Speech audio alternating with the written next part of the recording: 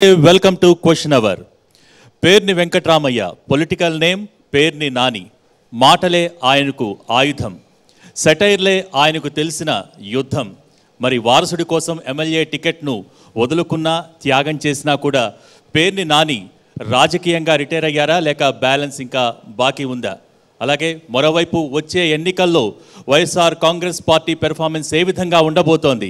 ఇలా రాజకీయంగా వ్యక్తిగతంగా అనేక విషయాల్ని మనతో పంచుకునేందుకు ఈరోజు సిద్ధంగా ఉన్నారు మాజీ మంత్రి, వైసీపీ సీనియర్ నేత పేర్ని నాని గారు. వారితో ఈనాటి క్వశ్చన్ అవర్ కంటిన్యూ చేద్దాం. నమస్కారం నాని గారు, వెల్కమ్ టు క్వశ్చన్ అవర్. ఈరోజు మా టీమ్ ఎన్టీవీ కూడా మీకు ప్రశ్నలు సంధించేందుకు సిద్ధంగా ఉంది. వారందరి తరపున మీకు మరొకసారి స్వాగతం పలుకుతూ, ముందుగా నాని గారు, మాటల్లో పదును తగ్గలేదు, కౌంటర్లలో వాడి తగ్గలేదు. జగన్ పోటీ చేయమని ఎంత చెప్పినా కూడా ఎందుకు పోటీ చేయకూడదన్న నిర్ణయం తీసుకున్నారంటే యువతరానికి ఒక అవకాశం ఇవ్వాలనా లేకపోతే ముందస్తుగా జాగ్రత్త పడుతున్నారా? రెండు కాదు, ముందస్తుగా జాగ్రత్త పడటం సత్యం కాదు. రెండు అంటే 25 సంవత్సరాల పాటు, అంటే నా 1998 సంవత్సరంలో మా తండ్రి పేర్ని కృష్ణమూర్తి గారు మరణించారు. ఆయన మరణించిన వెంటనే 99 జరిగిన ఎన్నికల్లో కాంగ్రెస్ పార్టీ సహజంగా ఇంట్లో లీడర్ చనిపోతే ఆ ఇంట్లో వాళ్ళకి ఇవ్వటం అనేది పాత రోజుల్లో ఆనవాయితీగా ఉండేది. కాబట్టి నన్ను పిలిచి కాంగ్రెస్ పార్టీ ఎమ్మెల్యే టికెట్ ఇచ్చారు. అలా రాజకీయాల్లోకి వచ్చినటువంటి నేను ఇప్పటికీ 25 సంవత్సరాలు అయిపోయింది. 25 సంవత్సరాలు నిరంతరం పరిగెడుతూ రాజకీయాలే జీవన విధానం అయిపోయింది. శ్వాస, ఆఖరికి అదేదో పాత రోజుల్లో అడ్వర్టైజ్మెంట్ వచ్చేది, eat cricket, drink cricket, sleep cricket. అట్లాగా ఇక మొత్తం eat politics, drink politics, sleep politics లాగా నిరంతరం రాజకీయం అయిపోయినప్పుడు సరే నా ఊరికి నేను చేయగలిగినంత చేసిపోయాను. ఎంత చేసినా అది నిరంతరం ఈ ప్రపంచం భూమి ఉన్నంత వరకు కూడా ఊరికి కావాల్సినటువంటి అవసరాలు నిరంతరం కొత్తవి వస్తూనే ఉంటాయి, అవసరాలు పెరుగుతూనే ఉంటాయి. కాబట్టి దీంట్లో మన పాత్ర 25 ఏళ్ళు అయిపోయింది, 15 ఏళ్ళు ఎమ్మెల్యే చేసాం. ఊరికి చేయగలిగినటువంటి ల్యాండ్ మార్క్స్ అన్నీ కూడా చేయగలిగాం. నా కోసం ఒక 10 ఏళ్ళని ఇంకా బతికితే 10 ఏళ్ళు 15 ఏళ్ళు బతుకుతాం ఆరోగ్యకరంగా శుభ్రంగా. 10 ఏళ్ళన్నా నా కోసం బతుకుదాం, ఇన్నాళ్ళు రాజకీయం కోసం బతికాను అనే స్వార్థ చింతన తప్పితే నేను ఎవరికీ త్యాగం చేయలేదు. కొడుకు కోసం నేను రిటైర్ అవ్వలేదు, రాజకీయాల మీద విరక్తి కలగలేదు. రైట్.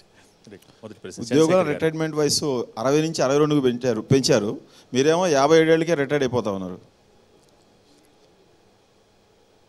అంటే ఈ ఉద్యోగస్తులు 62 ఏళ్ళంటే ఆరోగ్యానికి అంతా బాగుంటుంది కాబట్టి చివరి వరకు ప్రభుత్వం వారి సేవలను వాడుకోవాలని చెప్పని 62 ఏళ్ళు పెంచింది. నేనేమన్నా ఆ ఆరోగ్యం బాగున్నప్పుడే చివరి రోజులన్నా నా కోసం బతకాలని చెప్పని అది ఆలోచన తప్పితే ఈ మధ్యకాలంలో ఇలా రిటైర్ అయిన వాళ్ళు ఎవరూ లేరు. కాకపోతే బయట జరుగుతున్నది ఏంటంటే దీపం ఉండగానే పేరు నాని ఇల్లు చక్కబెట్టుకుంటా ఉన్నారు. పార్టీ ఊపులో ఉంది. కొడుకుని అలా ఒక మెట్టు ఎక్కిచ్చేస్తే అలా ఎక్కుకుంటా పైకి పోతాడు. మా నాన్నకు నేను వారసుడిని, నాకు మా కొడుకు వారసుడని ఒక పని అయిపోద్దని ఇలా డెసిషన్ తీసుకున్నారని. అట్లే ఉంటుందండి. ఒకటి గుర్తుపెట్టుకోండి చంద్రశేఖర్ గారు, రాజకీయాల్లో సీటు తెచ్చుకోవటం అనేది మీరు పలుకుబడితో సీటు తెచ్చుకోగలరు. ఏ పార్టీలో అయినా, తెలుగుదేశం పార్టీ, కాంగ్రెస్ పార్టీ లేదా వైఎస్ఆర్ కాంగ్రెస్ పార్టీ, ఏ పార్టీలో అయినా సీటు ఇప్పించుకోగలరేమో కానీ జనామోదం పొందటం అనేది అది రికమెండేషన్తోనో తండ్రిని బట్టో వారసత్వంగా పొరపాటును కూడా ప్రజలు అవకాశం ఇవ్వరు.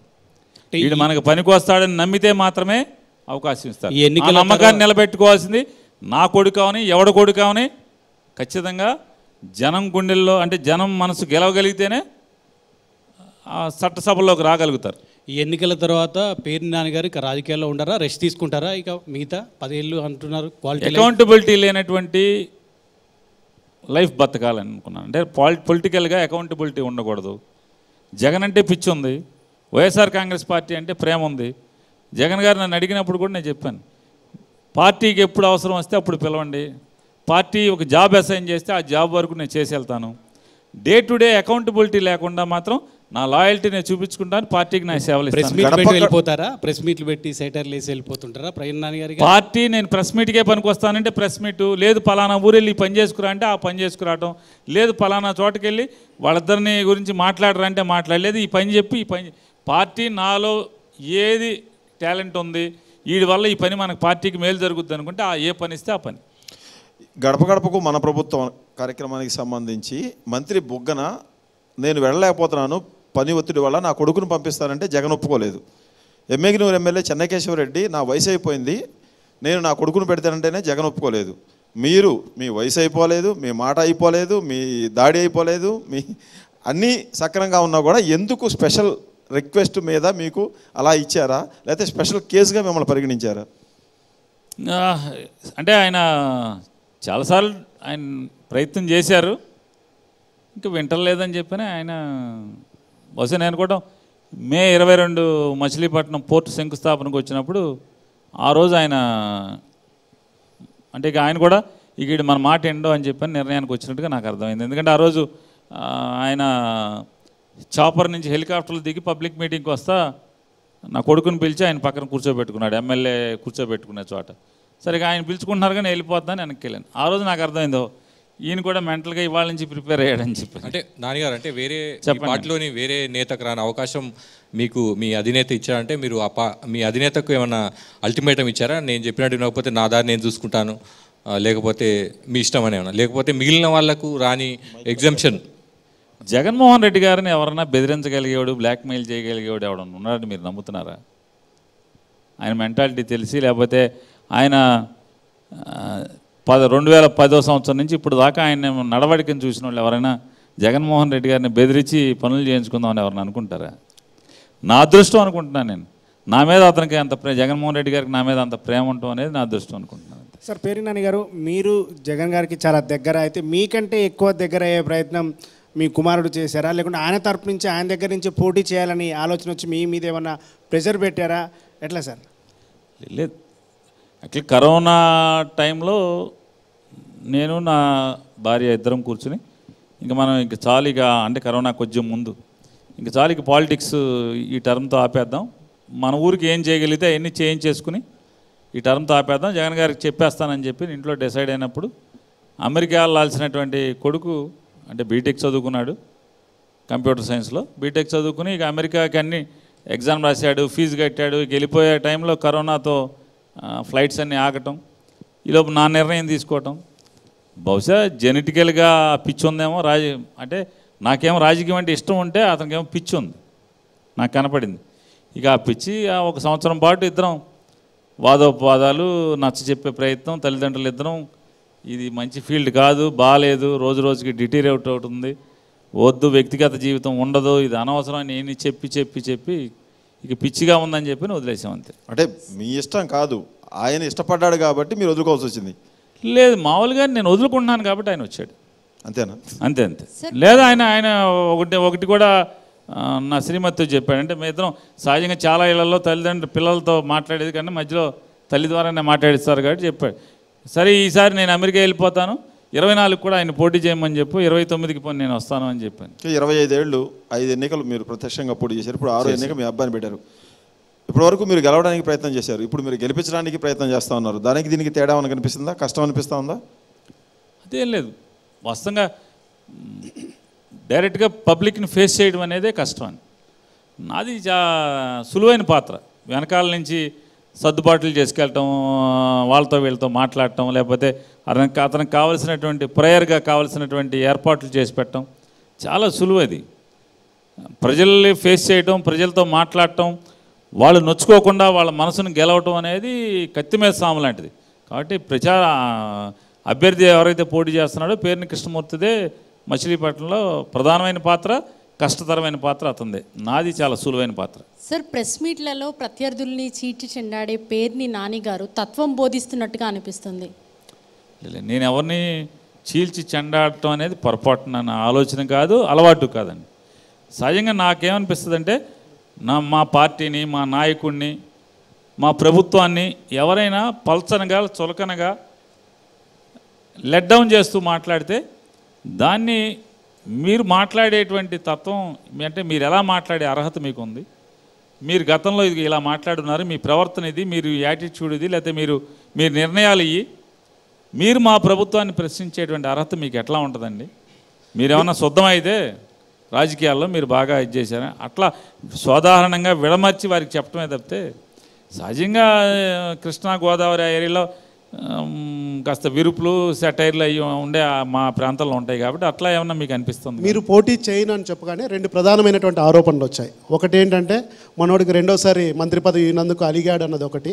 ఆ తర్వాత తన కొడుకు ఒకవేళ పోటీ చేసినా కానీ ఓడిపోతే ఆ పరాజయం తనది కాదు, ఒకవేళ తను నిలబడి ఓడిపోతే అవమానం పాలవుతాడు కనుక ఖచ్చితంగా పేర్ని నాని ఈ రకంగా తన కొడుకుని బరిలో దింపి పరాజయం బారిన నుంచి కాపాడుకోవడానికి ఈ ప్రయత్నం చేశారన్నది ప్రధానమైనటువంటి ఆరోపణ.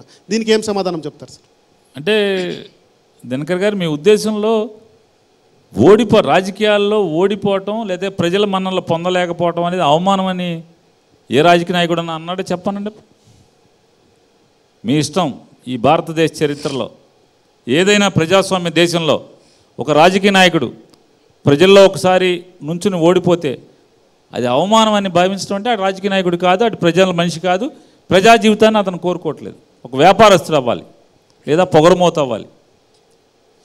పొగరబోతు తప్పితే అరే ప్రజల దగ్గరికి వెళ్ళాం, మనకి మన్నింపు అంటే మనకి మెజారిటీ దొరకలేదు, ఎక్కువ మందిని మనం కన్విన్స్ చేయలేకపోయాం, నెక్స్ట్ టైం చేయాలనేది. అంతేగాని అది అవమానం ఎందుకు అవుతుంది? సార్ మీరు ఇంకోటి కూడా చెప్తాను. ఒకవేళ 1,00,000 మంది ఓటేశారు, నాకు ఒక 48,000 మంది 49,000 మంది నాకు ఓటేశారు. అవతల అతనికి ఒక 1000 2,000 ఓట్లు ఎక్కువ మంది అవతల వాళ్ళకి ఓట్లు వేశారు. మరి నన్ను నమ్మి నాకు 48,000 49,000 ఓట్లు వేసిన వాళ్ళు నానిగారు మళ్ళీ ప్రజలు కాదు వాళ్ళు ఓట్లు వేసిన వాళ్ళు. మంత్రి పదవి రెండోసారి ఆ ప్రశ్న గురించి. మంత్రి పదవి అసలు నేను ఆశిస్తే కదా దినకర్ గారు, మంత్రి పదవి అనేది నేను ఆశిస్తే కాదు కదా, జగన్ గారి ఛాయిస్తో వచ్చింది అది. నేనైతే ఆ రోజు ఆశ్చర్యపోయాను. 2009వ సంవత్సరంలో రాజశేఖర రెడ్డి గారి దగ్గర మాత్రం నేను ఆశించాను వస్తుందని. కానీ 2019లో అసలు జగన్మోహన్ రెడ్డి గారి దగ్గర నాకు మంత్రి వస్తుందని నాకు అసలు ఆశ లేదు, కోరిక లేదు. అది నాకు ఆశ్చర్యం ఆయన నాకు ఇవ్వటం. కాబట్టి నేను చాలా ముందే మీకు ఇందులో ఎవరన్నా అంటే ఆంధ్ర విలేకరులు ఎవరితో మాట్లాడితే అడగండి. లాస్ట్ క్యాబినెట్ రోజు నేను ఫేర్వెల్ లంచ్ పెట్టాను మొత్తం విలేకరులందరికీ కూడా, మీడియా. ఎందుకంటే ఐఎన్పిఆర్ మినిస్టర్గా ఆ రోజు ఇంకా రిజిగ్నేషన్ చేయలే. ఆ రోజు నేను వెళ్ళి చేస్తాను. చేసే రోజు ఎందుకంటే మా దగ్గర అందరి దగ్గర లాస్ట్ డే రిజిగ్నేషన్స్ తీసుకుంటారు. ఫేర్వెల్ లంచ్ పెట్టాను విలేకరులందరికీ. అప్పటికే దానికి 2 రోజుల ముందే నా డిపార్ట్మెంట్ అందరి డిపార్ట్మెంట్ ఆఫీసర్స్కి ఫేర్వెల్ అందరితో లంచ్ తీసుకున్నాను. ఆర్టీసీ ఎండి, ట్రాన్స్పోర్ట్ కమిషనరు అందరూ నాకు ఫేర్వెల్ ఇచ్చారు. నానిగారు, మీరు పవన్ కళ్యాణ్ని ఎదుర్కోవడానికంటే వైసీపీ నుంచి మొదటి వచ్చేది మీరు. అసలు మీకు పవన్ కళ్యాణ్కి చెప్పుల పంచాయతీ ఏంటి సార్? మొదలుపెట్టింది ఎవరు, కొనసాగించింది ఎవరు? అసలు పవన్ కళ్యాణ్ గారికి నాకు అసలు పొరపాటును కూడా తగువ లేదు, ఆస్తి తగాదా లేదు, ఆయనతో ఘర్షణ లేదు. నేను ఎప్పుడు కలిసి ఎరగను ఆయన్ని. వ్యక్తిగతంగా ఆయనకి నాకు ద్వేషాలు కూడా వెళ్ళినవి. కాకపోతే నేను ఒక నాయకుడిని నమ్మి ఒక నాయకుడిని అభిమానిస్తా. ఒక రాజకీయ పార్టీలో అతని నాయకత్వంలో పనిచేస్తున్నప్పుడు ఆ నాయకుడిని దూషణ చేస్తున్నప్పుడు మరి పార్టీని అంటే ఒక నాయకత్వాన్ని నమ్మి మనం పనిచేస్తున్నప్పుడు ఖచ్చితంగా ఆ నాయకుడిని డిఫెండ్ చేయాల్సినటువంటి బాధ్యత ప్రతి కార్యకర్త మీద ఉంటుంది. ఒక కార్యకర్త పాత్ర తప్పితే నాకేం పవన్ కళ్యాణ్ గారితో తగులు పంచాయతీ దాయదులు పోరేం లేదు. పవన్ కళ్యాణ్ పైన జగన్ వదిలిన బాణం పేర్ని నాని అది ఉంటుంది పొరపాటు. పవన్ కళ్యాణ్ గారి కన్నా ముందు నేను చాలా ప్రెస్ మీట్లు పెట్టాను. పవన్ కళ్యాణ్ గారు యాక్టివ్గా 2014 రాకముందే నేను ఉన్నాను. నేను ఎమ్మెల్యేగా ఉన్నాను. 2004 నుంచే నేను 2004లో శాసనసభ్యుడిగా ఉన్నాను. 9లో శాసనసభ్యుడిగా రెండోసారి గెలిచాను. అంటే జగన్మోహన్ రెడ్డి గారు పార్టీ పెట్టకముందే నేను రాజకీయాల్లో ఉన్నాను. కాంగ్రెస్ పార్టీని డిఫెండ్ చేస్తా మాట్లాడేవాడిని. మిగతా ఏ నేత కూడా మాట్లాడినంతగా పవన్ కళ్యాణ్ పైన పేర్ని నాని ఎందుకు మాట్లాడుతున్నారు? జగన్ అంటే పిచ్చి ఎక్కువ ఉంటుంది నాకు ఎక్కువ. సార్ నానిగారు, సార్ పవన్ కళ్యాణ్ వ్యక్తిత్వం గురించి, పవన్ కళ్యాణ్ భార్యల గురించి ప్రధానంగా ఒక భార్య, 2 భార్యలు, 3 భార్యలు, 4 భార్యలు అంటూ మీతో పాటు మీ పార్టీ ఆయనను వెంటాడుతున్నది. పవన్ కళ్యాణ్ ఏది చేసినా ఒక భార్యను వదిలేసి ఇంకొక భార్యను చేసుకున్నా ఆయన లీగల్గా చేశారు. కానీ భార్యా బిడ్డలున్న మీ మంత్రులు మాజీ మంత్రులు గంట అరగంట అంటూ కూడా చాలామంది మాట్లాడుతున్నారు. దాన్ని ఎట్లా చూస్తారు మీరు? నేను ఒకటి మీకు కరెక్షన్ చేస్తాను సార్. నేనెప్పుడు పవన్ కళ్యాణ్ గారి భార్యల గురించి నేనేనాడు పార్టీ జగన్మోహన్ రెడ్డి నేనేనాడు మాట్లాడలేదు. ఫస్ట్ థింగ్, ఒకటి కరెక్షన్ అది. రెండు, జగన్మోహన్ రెడ్డి గారి గురించి వ్యక్తిగతంగా పవన్ కళ్యాణ్ గారు కూడా దూషణ పర్వాలు తీసినప్పుడు, అవమానకరంగా మాట్లాడుతున్నప్పుడు దానికి కౌంటర్గా లీడర్ మాట్లాడతాడు. ఇప్పుడు మిమ్మల్ని ఇంతమంది మీరు కూర్చున్నారు, మీరు నన్ను లెట్ డౌన్ చేస్తా ఇన్ని కోట్ల మంది చూస్తున్నప్పుడు, కోట్ల మంది వీక్షిస్తున్నప్పుడు మీరు నన్ను అవమానకరంగా మీరు మాట్లాడారనుకోండి, నేను కూడా ఏదో ఒకటి మాట్లాడతాను కదా. మాట్లాడకుండా ఎట్లా ఉంటాను? కాబట్టి అది పవన్ కళ్యాణ్ గారు కూడా ప్రిపేర్ అయ్యి ఉండాలి. అంటే రాజకీయాల్లో ఒకళ్ళు మాట్లాడుతున్నప్పుడు లేదా మీరు కూడా ప్రిపేర్ అయ్యి ఉండాలి. అరే జగన్మోహన్ రెడ్డి గారిని ఇంత నిందారోపణలు, క్యారెక్టర్ అసాసిన్ చేస్తా మాట్లాడుతున్నప్పుడు అతను కూడా కౌంటర్ చేస్తాడు. విలువలు ఉండాలి కదా రాజకీయ నాయకులకు. ఇద్దరు కూడా సమానం అయితే మీరు పవన్ కళ్యాణ్ ఒక చెప్పు చూపించడాన్ని మీరు తీసుకొచ్చి ప్రెస్ మీట్లో 2 చెప్పులు చూపించారు. ఒకవేళ పవన్ కళ్యాణ్ వ్యక్తిత్వం గురించి మాట్లాడినని ఆయన భార్యల గురించి మాట్లాడారు, ఇంట్లో వాళ్ళ గురించి. అంటే ఇది కరెక్ట్? మాట్లాడలేదు. మీ సీఎం గారు సీఎం గారిని కూడా పచ్చిగా మాట్లాడుతున్నప్పుడు ఆయన మనిషే కదా. జగన్మోహన్ రెడ్డి గారు మీ ఉద్దేశంలో మెషినా? మెషినా మీ ఉద్దేశంలో? యంత్రం కాదు కదా. జగన్మోహన్ రెడ్డి గారు యంత్రం కాదు కదా. అతనికి మనసు ఉంటుంది, అతనికి మనసు గాయపడుతుంది. అది మనిషి కదా, మనకి స్పందించే గుణం ఉంటుంది కదా. రాజకీయ విమర్శలు కాకుండా వ్యక్తిగత విమర్శలు ఏంటి అనేది మీ ఏపీ రాజకీయాలు చూస్తే అన్ని వీటి చుట్టే తిరుగుతున్నాయి. సార్ ఒక మాట, మీ ఇష్టం, మీరు మళ్ళీ రమ్మంటే వారం ఆగి వస్తా. మీరు జగన్మోహన్ రెడ్డి గారు పొలిటికల్ కెరీర్ స్టార్ట్ అయిన దగ్గర నుంచి జగన్మోహన్ రెడ్డి గారు ఎవరి గురించి అన్నా వ్యక్తిగతంగా దూషణ చేశాడని మీకు ఒక్క బయట చూపించండి మీరు దగ్గర. సరే, మీరైతే ప్యాకేజ్ స్టార్ ఎప్పుడైతే ఇక జగన్మోహన్ రెడ్డి గారిని నువ్వు 1,00,000 కోట్లు దోచుకున్నావు, నీ తండ్రి దొంగ, నువ్వు గజ దొంగ అంటే మాట్లాడతారు. అదే నీ దగ్గర ఆధారాలు ఉన్నాయా? నీ ఇష్టం వచ్చినట్టు మాట్లాడతారా? బాబాయిని చంపారంటారా? బాబాయిని జగన్మోహన్ రెడ్డి గారు చంపారా? కనీసం కోర్టులో కేసులు ఉన్నాయని కూడా, కోర్టు అంటే కూడా లెక్క లేకుండా, కోర్టులో న్యాయస్థానాలంటే కూడా గౌరవం లేకుండా మీరు మాత్రం ఇష్టం వచ్చినట్టు మాట్లాడతారు జగన్మోహన్ రెడ్డి గారిని. జగన్మోహన్ రెడ్డి గారు మాత్రం ఎదురేమీ మాట్లాడకూడదు. కానీ పవన్ కళ్యాణ్ గారు మీరు జగన్మోహన్ రెడ్డి గారు మోగోడు అనుకున్నాడు ఏంటి? నాని గారు పవన్ కళ్యాణ్ పదే ప్యాకేజ్ స్టార్ అంటారు. ఆయన సినిమాల్లో చాలా బిజీ. ఏడాదికి కనీసం 2-3 సినిమాలు తీయగలరు, 50 కోట్లు రెమ్యునరేషన్ తీసుకుంటాడు. సంవత్సరానికి 3 సినిమాలు చేసినా 150 కోట్లకు పైగా వచ్చే అవకాశం ఉంది. అవన్నీ వదిలిపెట్టి ఆయన ఆంధ్రప్రదేశ్ రాజకీయాలు చేస్తున్నారు. ఒకవేళ చంద్రబాబు నాయుడు గారు ఏడాదికి 150 కోట్లు అంటే అన్ని కోట్ల రూపాయలు చంద్రబాబుకి ఇచ్చే సత్తా ఉందా? ఈ ప్యాకేజ్ తీసుకొనే పవన్ కళ్యాణ్ గారు రాజకీయాలు చేస్తున్నారు అనుకోవచ్చా? అంటే ఏడాదికి 150 కోట్లు తీసుకుంటున్నాడు చంద్రబాబు దగ్గర సినిమాల్లో. మీరు అన్నారు ఇప్పుడు చంద్రబాబు దగ్గర 150 కోట్లు. ప్యాకేజ్ స్టార్ అంటే ఏ లెక్క చెప్తున్నారు అంటున్నా. ఏమంటే ఒక్క మాట, మీరైనా నేనైనా లేకపోతే ఇక్కడ కూర్చున్న ఏ వ్యక్తి అయినా సరే, మనం ఒక రాజకీయ పార్టీ పెడితే మన సిద్ధాంతాల కోసం, మనం ఏదైతే నమ్మిన ఆశయాల కోసం పనిచేయడం కోసం రాజకీయ పార్టీ పెడతాం. కానీ ఒక రాజకీయ పార్టీ మేలు కోసం, ఒక మనిషి లబ్ధి కోసం రాజకీయాలు చేయడం అనే అప్పుడు ఏం మాట్లాడతారు? ఒక పార్టీ ఇంకో పార్టీకి మద్దతు ఇస్తే మద్దతు ఇచ్చిన వాళ్ళు ప్యాకేజ్ స్టార్లు అయిపోతారు సార్. ఎలా మద్దతు అంటే దేనికి మద్దతు? అంటే ప్యాకేజ్ స్టార్ 2014 సంవత్సరం మీకు అన్నీ చెప్తాను. మీకు 2014 సంవత్సరంలో పవన్ కళ్యాణ్ గారు వాళ్ళ అన్నగారి దగ్గర నుంచి బయటకు వచ్చి నేను పార్టీ పెడుతున్నాను, చంద్రబాబు నాయుడికి భారతీయ జనతా పార్టీకి ఓటేయండి, నేను ప్రశ్నిస్తానని చెప్పారు. మంచిది, కొత్త తరహా రాజకీయాలు తీసుకొచ్చాడని మాట్లాడదాం. అదే పవన్ కళ్యాణ్ గారు తర్వాత ఒక 2 సంవత్సరం గడిచిన తర్వాత ఆయనే మాట్లాడారు. ఏమని మాట్లాడారు? నేను 2012 సంవత్సరంలో చంద్రబాబు నాయుడు గారి దగ్గరికి వెళ్ళాను, జగన్మోహన్ రెడ్డి గారిని ఎట్లయినా నిర్వహించాలి, నేను పార్టీ పెడతానని చెప్పంటే చంద్రబాబు నాయుడు గారు చెప్పారు, బాబు నువ్వు పార్టీ పెట్టబాకు, నువ్వు పార్టీ పెడితే జగన్మోహన్ రెడ్డి ముఖ్యమంత్రి అయిపోతాడు, నువ్వు ఆ పని మాత్రం చేయబాకు, నువ్వు నాకు సపోర్ట్ చేయమని చెప్పాడు. కాబట్టే నేను 2012లోనే పార్టీ పెట్టకుండా ఆగాను, 14 వరకు వెయిట్ చేశాను, 14లో చంద్రబాబు గారిని సపోర్ట్ చేశాను. జగన్మోహన్ రెడ్డిని నిలువరించడానికి మాత్రమే అని పవన్ కళ్యాణ్ గారి స్టేట్మెంట్ ఉంది. కేవలం పవన్ కళ్యాణ్ గారి స్టేట్మెంట్ వినండి, పవన్ కళ్యాణ్ గారి స్టేట్మెంట్ ఉంది. అది అయిపోయిన తర్వాత 2018 వరకు పవన్ కళ్యాణ్ గారు చంద్రబాబు నాయుడు గారు కలిసే ప్రభుత్వాన్ని నడిపారు. 2018 తర్వాత మెల్లగా చంద్రబాబు నాయుడు గారిని తిట్టకుండా చంద్రబాబు నాయుడు గారి కొడుకుని తిడుతూ, చంద్రబాబు నాయుడు గారి కొడుకు ఒక దొంగని, అవినీతిపరుడని, ఇట్లాంటి గజ దొంగని కొడుకుని కళ్ళు చూస్తా కళ్ళు మూసుకుని ఎలా ఊరుకుంటున్నాడు చంద్రబాబు అని ఇట్లా మాట్లాడుతూ పార్టీ సపరేట్గా పార్టీ పెట్టారు. దానికి కారణం ఏంటి?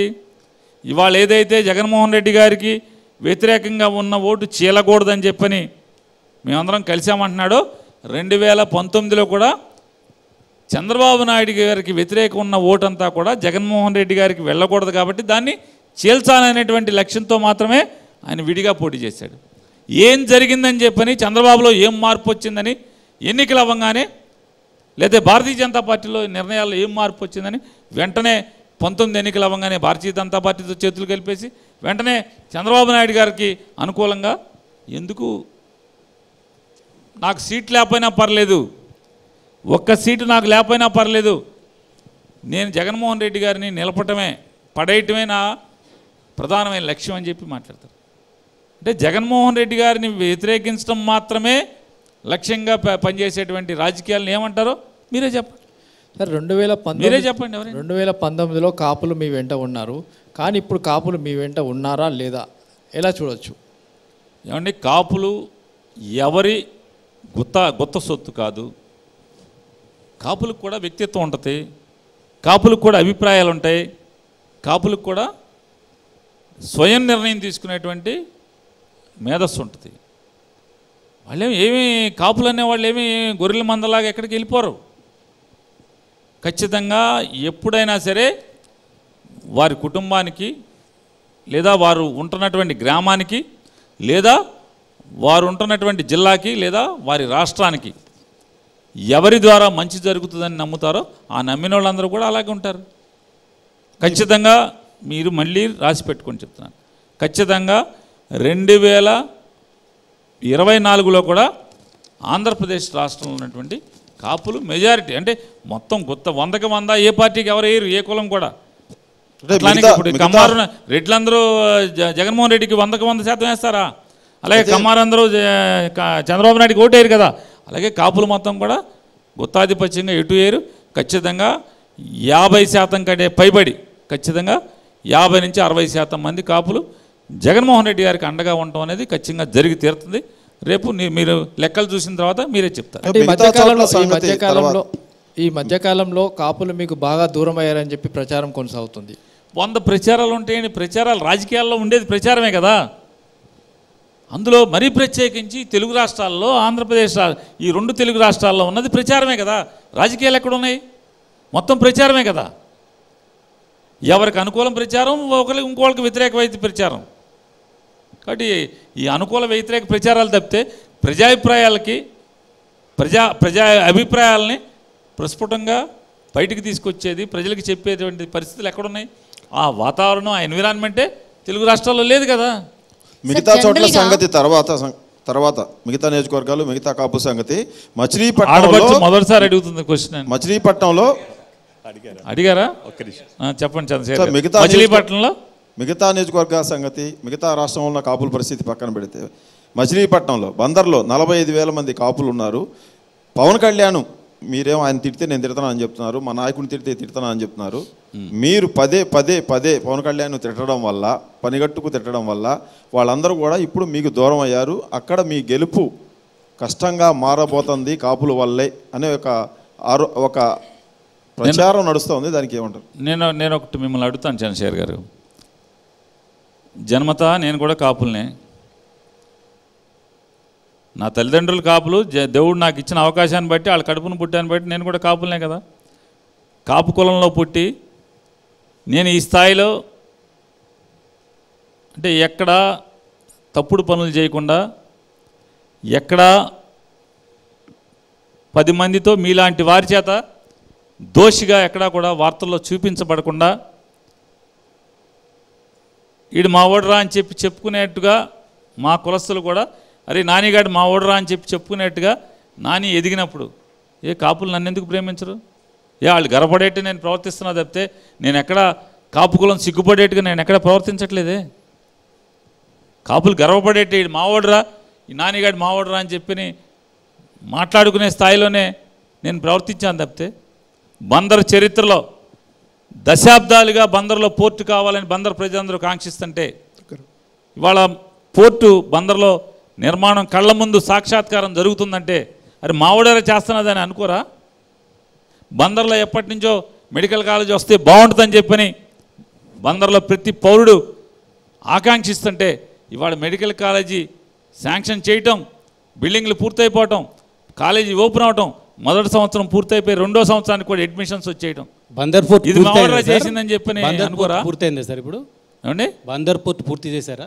మీ ఎన్టీవీ విలేకరిని అడగండి ఒకసారి బందర్ ఏ స్థాయిలో పోర్టు జరుగుతుందో. మీ బందర్లో కృష్ణా జిల్లా ఎన్టీవీ విలేకరికి ఫోన్ చేసి అడగండి, మా లైవ్లో అడగండి. పోర్టు మీ బందర్లో ఉన్నటువంటి ఎన్టీవీ విలేకరిని అడగండి. బందర్ పోర్ట్ ప్రోగ్రెస్, మరి బందర్ పోర్ట్ ప్రోగ్రెస్ 2025 సంవత్సరంలో బందర్కి షిప్ వచ్చి ఆగుతుంది. అది నేను కాదు, మీ న్యూట్రల్గా ఉన్నటువంటి మీ ఎన్టీవీ కెమెరామెన్ అడగండి, ఎన్టీవీ విలేకరిని అడగండి బందర్లోని, లేదా కృష్ణా జిల్లా వాళ్ళని అడగండి. బందర్ పోర్ట్ విషయంలో మీరు విపక్షంలో ఉన్నప్పుడు అధికారంలో ఉన్నప్పుడు ఒకే స్టాండ్ ఉందా నాన్నగారికి? అంటే నేను అడగండి, చంద్రశేఖర్ గారిది పూర్తవాలా? ఇప్పుడు అలాగా సార్ మీరందరూ ఏంటంటే 15 మంది కూర్చుని మామూలుగా ఒక ఆవు తోడో లేకపోతే ఒక జంకో దొరికితే మొత్తం సింహాలన్నీ కలిసి మామూలుగా దాడి చేసినట్టుగా దాడి చేసేస్తే పూర్తవ్వాలి కదా. ఆయన ఏమన్నాడు, మీరు మీ ఎంపట కాపులు లేరు అని మాట్లాడాడు. నేను చెప్తున్నా కదా,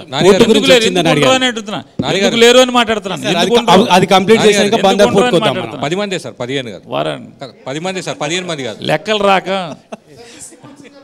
లెక్కలు సార్ కాపులు అది పూర్తి చేసినాక బందర్ పోర్ట్ దగ్గరికి వద్దాం. చెప్పండి. బందర్ పోర్ట్ చెప్పాను. బందర్ పోర్ట్ విషయంలో విపక్షంలో ఉండగా పేర్ని నాని స్టాండ్, అధికారంలో ఉండగా పేర్ని నాని స్టాండ్ ఒకే విధంగా ఉందా? ఏమైనా మార్పులు చేర్పులు జరిగాయి? మారితే మీరు చెప్పండి, నా చొక్కా పట్టుకోండి. అరే నువ్వు 2004లో ఇట్లా మాట్లాడేవరా, 2009లో ఇట్లా మాట్లాడేవరా, 2014లో ఇట్లా మాట్లాడేవరా, 2024కి వచ్చేప్పటికి ఇట్లా మాట్లాడుతున్నారా అని చెప్పండి. మీరు బందర్ పోర్టును విపక్షంలో ఉండగా వ్యతిరేకించారు, ఆ తర్వాత వ్యతిరేకించాను. చెప్పండి, ఏం వ్యతిరేకించడం అంటే మీ ఉద్దేశం ఏం వ్యతిరేకించాను? బందర్ పోర్ట్ వద్దని మీ నోటితో లేదా బయట మీ ఇష్టం. బందర్ పోర్ట్ వద్దనా? విపక్షంలో ఉండగా వద్దనా? మీరు బందర్ పోర్టును వ్యతిరేకించారని వద్దనా? తమరి పేరు ఏంటి రమేష్ గారు? ఇది నేను వద్దని మీకు ఎవడ, మీరు కృష్ణా జిల్లా రాజకీయాలు అయితే ఆంధ్ర రాజకీయాలు మీరు చూసినట్లేరు. చూసినాం సార్. ఎవరో చెప్తే మీరు చెప్పుడు మాట్లాడుతున్నారు. బందరు పోర్టు కావాలనే నా ఉద్యమం ఏ రోజు కూడా. కానీ బందరు పోర్టు పేరుతో 22 గ్రామాలని ఖాళీ చేయించి 33,000 ఎకరాలు కబళిస్తామనే దానికి నేను వ్యతిరేకం. అదే ఆ పేరుతో ఈ రోజుకి వ్యతిరేకమే. ఆ పేరుతో విపక్షంలో ఉండగా ఇప్పుడు 22 గ్రామాలు తరలించకుండానే బందర్ పోర్టు నిర్మిస్తున్నారా? సెంటు పొలం రైతుదేది కొను ముట్టుకోకుండా, సెంటు పొలం, ఎకరం కూడా కాదు, సెంటు పొలం ల్యాండ్ ఎక్విజిషన్ చేయకుండా ప్రభుత్వ భూమిలో మాత్రమే పోర్టు నిర్మాణం జరుగుతుంది. మీరు గతంలో ఏది 22 గ్రామాలకు అయితే ఫైట్ చేశారో ఆ 22 గ్రామాలకు సెంటు భూమి కూడా పోలేదని మీరు భరోసా ఇస్తున్నారు. భరోసా ఏంటంటే ఊర్లో అడగండి ఒకసారి.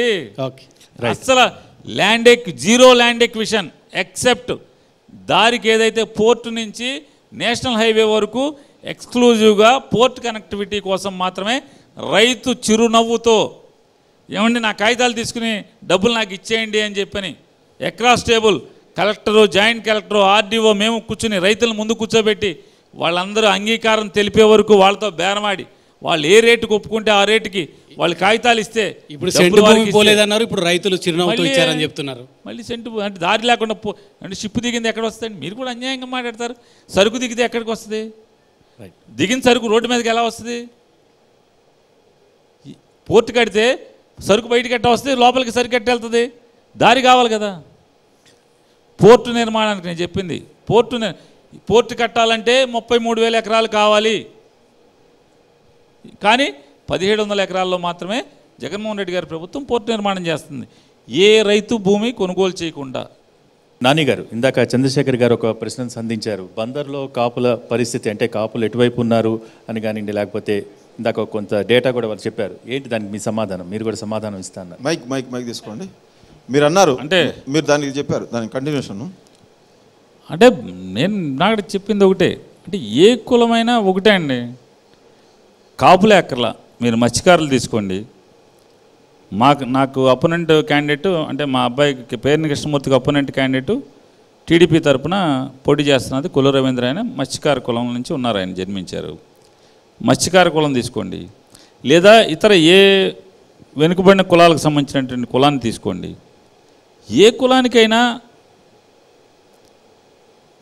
ఆ ఊరికి బాగు చేసేవాడు, ఆ ఊరికి మేలు చేసేవాడు ఎన్నికల్లో ఉంటే ఎందుకు ఆదరించడం అని చెప్తున్నాను.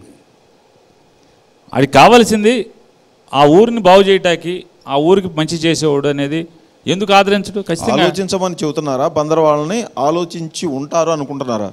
అసలు బందర్ కాదు సార్, ఏ ఊరైనా సరే బందర్ ప్రత్యేకం. ఇక్కడ బందర్ లేదు, బందర్ ప్రత్యేకించి ఏమైంది? బందర్కి ఏం ప్రత్యేకమైన వేరే ప్రత్యేకత లేదండి. మీరు ఒకటే గుర్తుపెట్టుకోండి. మీకు చిన్న ఉదాహరణ ఇస్తాను. 1983 దగ్గర నుంచి, అంటే దాదాపుగా ఇప్పటికి ఎన్ని సంవత్సరాలు అయిందండి? 30 ఏళ్ళు పై 4 దశాబ్దాలు అవుతుందా? 40. 1983 నుంచి 2024 ఈ 13, 24 40 సంవత్సరాలు. ఈ 40 సంవత్సరాల్లో బందర్లో ఏ పార్టీ అభ్యర్థి గెలిస్తే ఆంధ్రప్రదేశ్లో ఆ ప్రభుత్వం ఏర్పడుతూ వస్తుంది. మీరు చూసుకోవచ్చు. అంటే స్టేట్ పల్స్ బందర్లో రిఫ్లెక్ట్ అవుతుంది. 2009లో చిరంజీవి గారు పార్టీ పెట్టినప్పుడు ఆ సందర్భంలో కూడా కృష్ణా జిల్లాలో 16 సీట్లకి 6 సీట్లు మాత్రమే గెలిచినాయి కాంగ్రెస్కి. మిగతా అంతా కూడా ఎగనెస్ట్ కాంగ్రెస్. 8 టీడీపీ, 2 పీఆర్పీ గెలిచినాయి. కానీ ఆ బందరు కాంగ్రెస్ గెలిచింది, రాష్ట్రంలో కాంగ్రెస్ వచ్చింది. అంటే జిల్లా వ్యాప్తంగా మైనార్టీ, అంటే కాంగ్రెస్ పార్టీ మెజార్టీ సీట్లు గెలవకపోయినప్పటికి కూడా, కానీ బందర్ మా వాళ్ళకి ఏంటంటే బందర్ వాళ్ళకి స్టేట్ పల్స్ తెలుసు. కానీ ఇంతకుముందు ఉన్న పరిస్థితి వేరు, ఇప్పుడు ఎప్పుడైనా ఒకటే. కాపులు ఎప్పుడైనా ఒకటే. పాత రోజుల్లో ఎన్టీ రామారావు గారు, అక్కినేని నాగేశ్వరరావు గారు, కృష్ణ గారు వాళ్ళ సినిమాలకు కూడా సినిమా రిలీజ్ అవ్వగానే బందర్ ఎలా ఉందని చెప్పి అడిగేవాళ్ళంట. బందర్లో సినిమా ఎట్లా, ఏ టాక్ ఎట్లా ఉందని అడిగేవాళ్ళు. అట్లాగే మా వాళ్ళు స్టేట్ పల్స్ మాకు తెలుస్తుంది. మా ఊరోళ్ళు ఎవరికి ఓటేస్తే వాళ్ళే స్టేట్ గవర్నమెంట్ ఉంటుంది. ఆ పల్స్ మీకు కూడా తెలిసింది. మీ అబ్బాయి ప్రచారానికి వెళ్తుంటే కాపులు ఇళ్లలోకి వెళ్ళినప్పుడు నాన్నని పవన్ కళ్యాణ్ తిట్టొద్దని చెప్పు, మనం ఒకటే అయినా ఆయన తిడుతుంటే మా మనసు గాయపడుతుంది, ఇబ్బంది అవుద్దేమో అని చెప్పినట్టుగా కూడా ఏనాడు లేదు. తను వెళ్తుంటే, తను మాట్లాడుతుంటే చిన్న వయసులో, అంటే తను గడప తిరిగి బయటికి రాగానే చిన్న వయసులో బాగా పేషెన్స్ ఉంది, ఇంత ఓపిక, బాగా వింటున్నాడు, మంచి సమాధానం చెప్తున్నాడు, పరిష్కారం చేసే ప్రయత్నం చేస్తున్నాడు అనేదే మాట్లాడుకుంటున్నారు తప్పితే ఎవరు కూడా మీ నాన్నది, లేకపోతే మీ నాన్న ఇట్లా కాదు, మీ నాన్న ఇట్లా అని ఏనాడు ఎవరు కూడా మాట్లాడాల. ఖచ్చితంగా ఈ ఊరికి పనికొస్తాడనే మాట్లాడుకుంటున్నారు.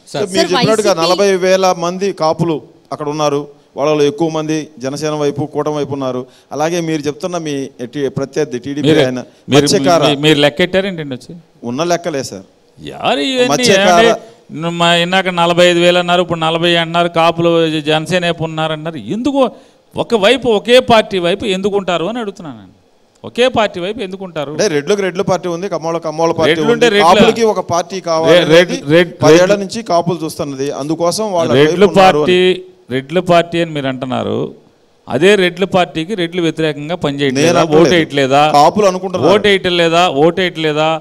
ఇదే కమ్మవారి పార్టీకి కమ్మవారు వ్యతిరేకంగా ఓటేయట్లేదా? కమ్మవారు వ్యతిరేకంగా నుంచోట్లేదా? అంటే గత ఎన్నికలు వేరు, ఈసారి ఎన్నికలు వేరు అని చెప్తున్నారు. పవన్ కళ్యాణ్ అనే వ్యక్తి కాపు సామాజిక వర్గానికి ప్రతినిధిగా మారారు. ఈసారి పవన్ కళ్యాణ్ పార్టీని కానీ స్పష్టంగా గెలిపించుకోకపోతే కాపు సామాజిక వర్గం వెనకబడిపోతుంది అన్నటువంటి ఒక ప్రచారం బాగా జరుగుతుంది. జనాల్లో కూడా ఆ సామాజిక వర్గంలో కూడా అది బాగా ఈసారి రేకెత్తించడంలో అటు పవన్ కళ్యాణ్ కావచ్చు, చంద్రబాబు నాయుడు కూడా కావచ్చు సక్సెస్ అయ్యారని ఒక విమర్శ కూడా ఉంది సార్. అంటే నేను ఒకటి నా విశ్లేషణ చెప్తానండి. చంద్రబాబు నాయుడు గారు, పవన్ కళ్యాణ్ గారు ఇద్దరు చెరుసగం. ఆయన ఒక 80 చిల్లర, ఈయన ఒక 80 చిల్లర, ఈయన ఒక 70, ఆయన ఒక 90, 80 చిల్లర ఆయన సీట్లు తీసుకుని 175 45, 55 ఆ రేంజ్లో తీసుకుని ఒక సంవత్సరం 2 ఏళ్ళలో పవన్ కళ్యాణ్ గారు ముఖ్యమంత్రిగా వాటా తీసుకునేట్టుగా ఆ రకంగా ఒప్పందం చేసుకుంటే మీరు చెప్పినట్టుగా ఖచ్చితంగా కులం కూడా ఆలోచించిన అర్థం ఉంటుంది, స్పందిస్తారనే దానికి కూడా నేను కూడా ఏకీభవిస్తాను. ఎందుకని మొదటిసారి కాపులకి అంటే దాదాపుగా 20 నుంచి 25% మధ్యలో ఉన్నటువంటి కాపు జనాభాకి మొదటిసారి ముఖ్యమంత్రి అవకాశం వస్తుందిలే, మనందరం ఒకసారైనా మనకన్నా మనం చూసుకుందామని వేయటానికి అవకాశం ఉందని నేను కూడా నమ్ముతాను, ఏకీభవిస్తాను. కానీ ఇక్కడ అది కాదు కదా. చంద్రబాబు ముఖ్యమంత్రి అవ్వటం కోసం కాపులందరూ కట్టకట్టుకుని ఓటేయమని, తెలుగుదేశానికి ఓటేయమని వేసేస్తున్నారని వైసీపీ మీరే మాట్లాడేస్తుంటే వైసీపీకి ఓటేస్తే సార్ మీలాంటి మీ సామాజిక వర్గానికి సంబంధించిన వాళ్ళంతా వైసీపీకి ఓటేస్తే రెడ్డినే కదా సీఎం అయ్యేది. ఒకటి కాపులతోటే తిట్టించాలి అనేది నేను ఒకటి, తమరి పేరు చారి గారు, నేను మిమ్మల్ని ఒకటి సూటిగా ప్రశ్నిస్తున్నాను. అంటే చివరికి ఏమైపోయిందంటే ఈ ప్రచార మాధ్యమాలన్నీ కూడా టీవీ ఛానల్స్ కానీ పేపర్లు కానీ చివరికి ఏ స్థాయికి తీసుకెళ్ళిపోయినాయి అంటే ఆంధ్రప్రదేశ్ రాష్ట్రంలో రెడ్లు, కమ్మోళ్ళు, కాపులు తప్పితే ఇంకో కులం లేదు, ఇంకో కులాలకి అభిప్రాయం లేదు, ఇంకో కులం అసలు ప్రభావితం చేయదు, ఈ 3 కులాలే ఏలుకుంటాయి, ఈ 3 కులాలే ప్రభావితం చేస్తాయి రాష్ట్రాన్ని. రాజ్యాధికారం మీ చేతిలోనే ఉంది కదా సార్. ఇది అన్యాయం కదా. ప్రచార మాధ్యమాలు ఈ రకంగా మీడియా సంస్థలు ఈ రకంగా ప్రొజెక్ట్ చేయటం, ఏమైపోవాలి? ఆంధ్రప్రదేశ్ రాష్ట్రంలో ఉన్నటువంటి మిగతా కులాలన్నీ వాళ్ళ మనోభావాలు ఏమవ్వాలి? ఉమ్మడి ఆంధ్రప్రదేశ్ అంటే మిగతా మనుషులు కాదా? మిగతా వాళ్ళకి ఓట్లు లేవా? మిగతా వాళ్ళకి అభిప్రాయాలు ఉండవా? మిగతా వాళ్ళకి ఆలోచన ఉండదా? నాన్నగారు మీరు చాలా తెలివిగా డైవర్ట్ చేస్తున్నారు. ఇప్పటి వరకు రాజ్యాధికారాన్ని మాట్లాడుతున్నారండి. నేను నిజం చెప్తే మీకు గుచ్చుకుని ఏమంటున్నారు? నేను తెలివిగా మాట్లాడుతాను. తెలివిగా ఇప్పటి వరకు నేను అమాయకంగా మాట్లాడుతున్నాను. రెడ్డి సామాజిక వర్గమే కదా సార్ ఏపీని ఇప్పటి వరకు వెళ్ళింది. ఇప్పుడు పవన్ కళ్యాణ్ ప్రశ్నిస్తున్న మీరు అదే సామాజిక వర్గం నుంచి మీరు రెడ్డి సామాజిక వర్గాన్ని సపోర్ట్ చేస్తున్నారు కదా సార్. రెడ్డి ఏంటి? జగన్మోహన్ రెడ్డి అని అతను రెడ్లనే కులం కోసం అయితే నేను ఎందుకు సపోర్ట్ చేస్తాను? అతను ఈ రాష్ట్రానికి పనికొస్తాడు, నా ఆలోచనకు సరిపోతుంది అతని నాయకత్వం. రాజశేఖర రెడ్డి కొడుకు రాజశేఖర రెడ్డి లాగా చేస్తాడు అని నమ్మి ఆయన నాయకత్వం. పవన్ కళ్యాణ్ మీద మీరు కన్సర్న్ చూపించారు. ఒకవేళ 175 సీట్లల్లో నేను కన్సర్న్ చూపించాల ఈ నిష్పత్తిలో కనుక చేస్తే రమేష్ గారు నేను కన్సర్న్ చూపించలా. నేను మీ అభిప్రాయంతో ఏకీభవిస్తాను అని చెప్పాను. అది నాట్ కన్సర్న్. మీలాంటి నేత నాట్ కన్సర్న్ ఏకీభవిస్తాను. ఎస్, మీరు చెప్తున్నారు కదా బల్లగుద్ది ఎన్టీవీలో ఇంతమంది నా ముందు కూర్చుని కాపులందరూ జనసేన కాపులందరూ ఎప్పుడు అవుతారు అవకాశం ఉంటుందంటే అది సహజ సూత్రం, అది సహజంగా అనుకుంటారు. ఎప్పుడు అవకాశం వస్తుంది? ఎస్, పవన్ కళ్యాణ్ కూడా ముఖ్యమంత్రి అవకాశం వచ్చినప్పుడు కాపులు స్పందిస్తారంటే నేను కూడా ఏకీభవిస్తాను అన్నాను. అసలు ఆంధ్రప్రదేశ్లో ముఖ్యమంత్రి కావడానికి, ఒక పార్టీ అధికారంలోకి రావడానికి కాపుల ప్రభావం అసలు ఎంతవరకు ఉంటుంది అనుకుంటున్నారు మీరు? ఇతర సామాజిక వర్గాల ప్రభావం ఎంతవరకు ఉంటుంది? అంటే కాపులతో పాటు అందరి ప్రభావం ఉంటుందండి. అసలు మీరు ఇప్పుడు ఒక్క మాట అండి, 1000 లోపు ఓట్లతో గెలిచే ఎమ్మెల్యేలు ఉంటారు. మీరు ఏ సంవత్సరాన్ని తీసుకోండి, ఏ 5 ఏళ్ళన్నా తీసుకోండి, 2000 లోపు గెలిచే ఎమ్మెల్యేలు ఉంటారు, 5000 లోపు ఓట్లతో గెలిచే ఎమ్మెల్యేలు ఉంటారు. అంటే మీ ఉద్దేశంలో ఈ 500లో 1000 లోపు ఓట్లతో మిగతా కులాల ప్రభావితం కాదా? అది మిగతా కులాల ప్రభావం ఉండదా? 2000 లోపు మిగతా కులాలు ఉండదా? 5000 లోపు ఉండదా? ఎట్లా అది? ఎందుకు కులాల కొట్లాటగా చిత్రీకరిస్తున్నారు ఆంధ్రప్రదేశ్ రాజకీయాలని? ఎవరు చెప్పారు? ఏ రాష్ట్రంలో కులాల చిత్రీకరణ లేదు? తెలంగాణలో లేదా? ఏం మాట్లాడతారు? కేసీఆర్ని వీళ్ళందరూ దొరలు అంటారు, వీళ్ళందరూ రెడ్లు అంటారు. ఇంకా మీకు తెలంగాణలో అంతా కులపరంగా ఓటు అడుక్కుంటారు, ఆంధ్రాలో కులపరంగా ఓటు అడుక్కోరు. కుల సంఘం మీటింగ్ పెట్టి తెలంగాణలో ఓటు అడుక్కుంటారు. గుండె మీద చేసుకొని చెప్పండి, కులపరంగా ఓట్లు అడగరు, సామాజిక వర్గాల పరంగా ఓటు లేదు, బీసీలకు న్యాయం చేస్తున్నాం, బీసీ కులాలకు ఎక్కువ టికెట్లు ఇస్తున్నాం అని మీరు పదే చెప్పుకున్నారు కదా, అది కులాల పంచాయతీ కాదంటారా? ఏమండి, లార్జర్ పర్సెప్షన్లో ఒక మైక్ పట్టుకుని బీసీ కులాలకి వెనకబాటుతనాన్ని లేకుండా చేయడానికి మేము ప్రయత్నం చేస్తాం, దళితులకి అవసరాలు తీరుస్తాం, దళిత కులస్తులందరికీ కూడా, లేదా వీరందరికీ ఇచ్చేస్తాం. అర్చకుల్లో ఇచ్చేస్తాం, నాయ బ్రాహ్మణులకి ఇచ్చేస్తాం, మీరు కోరుకుంటున్నారు ఇవి అని చెప్పని లార్జర్ పర్సెప్షన్లో చెప్పడం వేరు. నిర్ణయాధికారం ఒక సమూహం 4 గోడల మధ్య అదే కులస్తుల్ని పిలిచి ఆ కులందరినీ మనం మీరు తినాలి మాది తినాలి, లేదంటే కనుక మీ కులానికి మేమందరం కలిసి చేసి మనం బాగా ఉద్ధరిస్తాను, మీ కులం అంతా నాకు ఓటేయండి, ఆ రకంగా మీకు ఇంకా ఇక్కడే ఎక్కువ జరుగుతుంది, ఆంధ్రాలో తక్కువ జరుగుతుంది.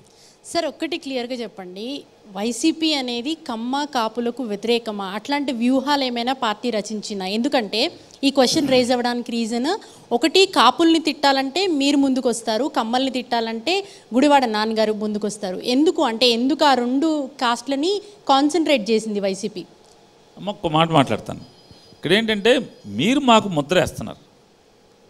మీరు మీడియా వ్యక్తులు కాపులు తిట్టాలంటే నేను వస్తున్నానని, లేదా కమ్మలు తిట్టాలంటే మీరు చంద్రబాబు నాయుడిని, లేదా భారతీయ జనతా పార్టీని, లేదా కమ్యూనిస్ట్ పార్టీలని, కాంగ్రెస్ పార్టీని, లేదా జనసేన పార్టీని, ఎవరు వైఎస్ఆర్ కాంగ్రెస్ పార్టీని లేదా మా అధ్యక్షుడిని, మా పార్టీని, మా ప్రభుత్వాన్ని తిడతారో ఆ తిట్టిన వాళ్ళని కౌంటర్ అటాక్ చేయటానికి కొడాల నాని వస్తాడు, నేను వస్తాను, అనిల్ వస్తాడు, నెల్లూరు అనిల్ వస్తాడు, మాలాంటి వాళ్ళు చాలామంది వస్తాం.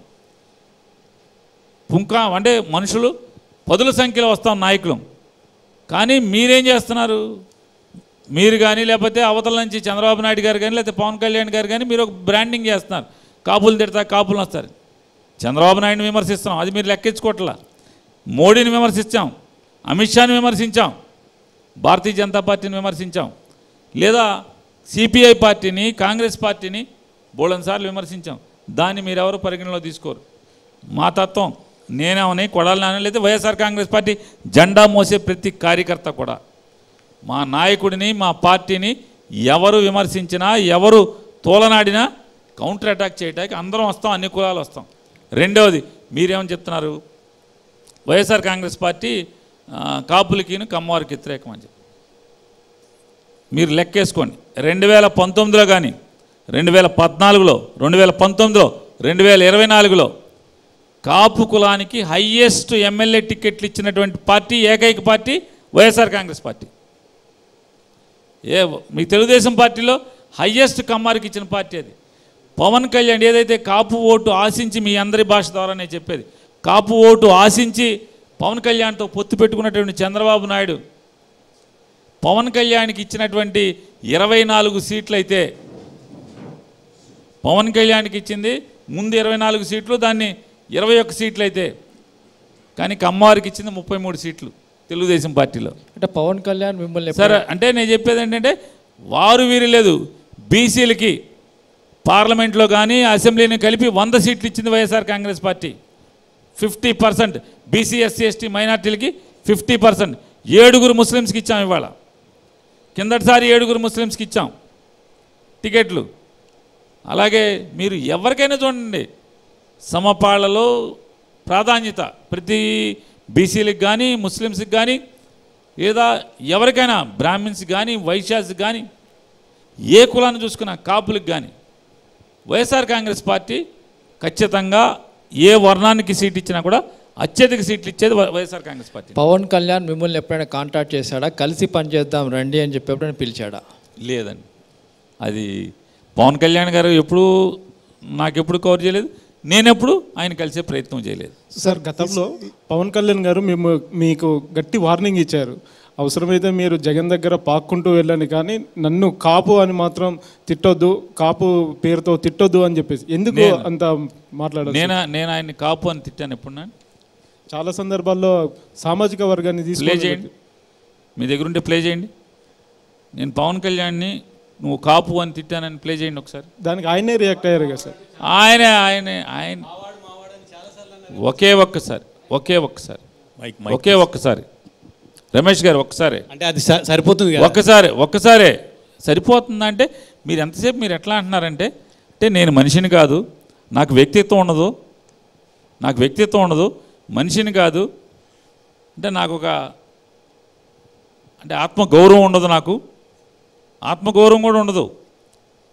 మీ ఉద్దేశంలో? మీరు ఆత్మగౌరవానికి నిలువెత్తు ప్రతీక మీరు. మీకు మరి అలాంటప్పుడు అసలు నాకు సంబంధం లేకుండా పవన్ కళ్యాణ్ గారు ఒక ఆడియో ఫంక్షన్లో కొన్ని కోట్ల మంది వీక్షిస్తున్నప్పుడు నా వ్యక్తిత్వ హననాన్ని చేస్తూ నన్ను అసభ్యకరమైన మాటలు మాట్లాడచ్చా అంటున్నాను.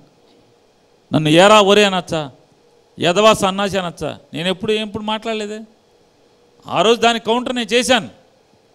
మరి కౌంటర్ చేసినప్పుడు సార్ ఒక్క మాట, ఇప్పుడు మీ రమేష్ గారు నేను మీరు నా మీద మల్లెపూలు వేశారు, మీ మీద మల్లెపూలు వేస్తాయి, మీరు నా మీద రాళ్ళు వేశారు, పూలు వేస్తానండి నేనేమన్నా ఎందుకు వేస్తా? మీ దృష్టిలో పవన్ కళ్యాణ్ ఒక రాజకీయ నాయకుడిగా చూస్తే పవన్ కళ్యాణ్ మీ దృష్టిలో ఎలాంటి వాడు చెప్పండి? ఎలాంటి వాడంటే దాంట్లో రాజకీయ నాయకుడు ఆయన అంతే. కాకపోతే ఆయనకి చంద్రబాబు అంటే అలవి కానీ పట్టలేనంత ప్రేమ ఉందంతే. సార్ చిరంజీవి గారి కంటే కూడా వాళ్ళ అన్నయ్య సొంత అన్నయ్య చిరంజీవి గారి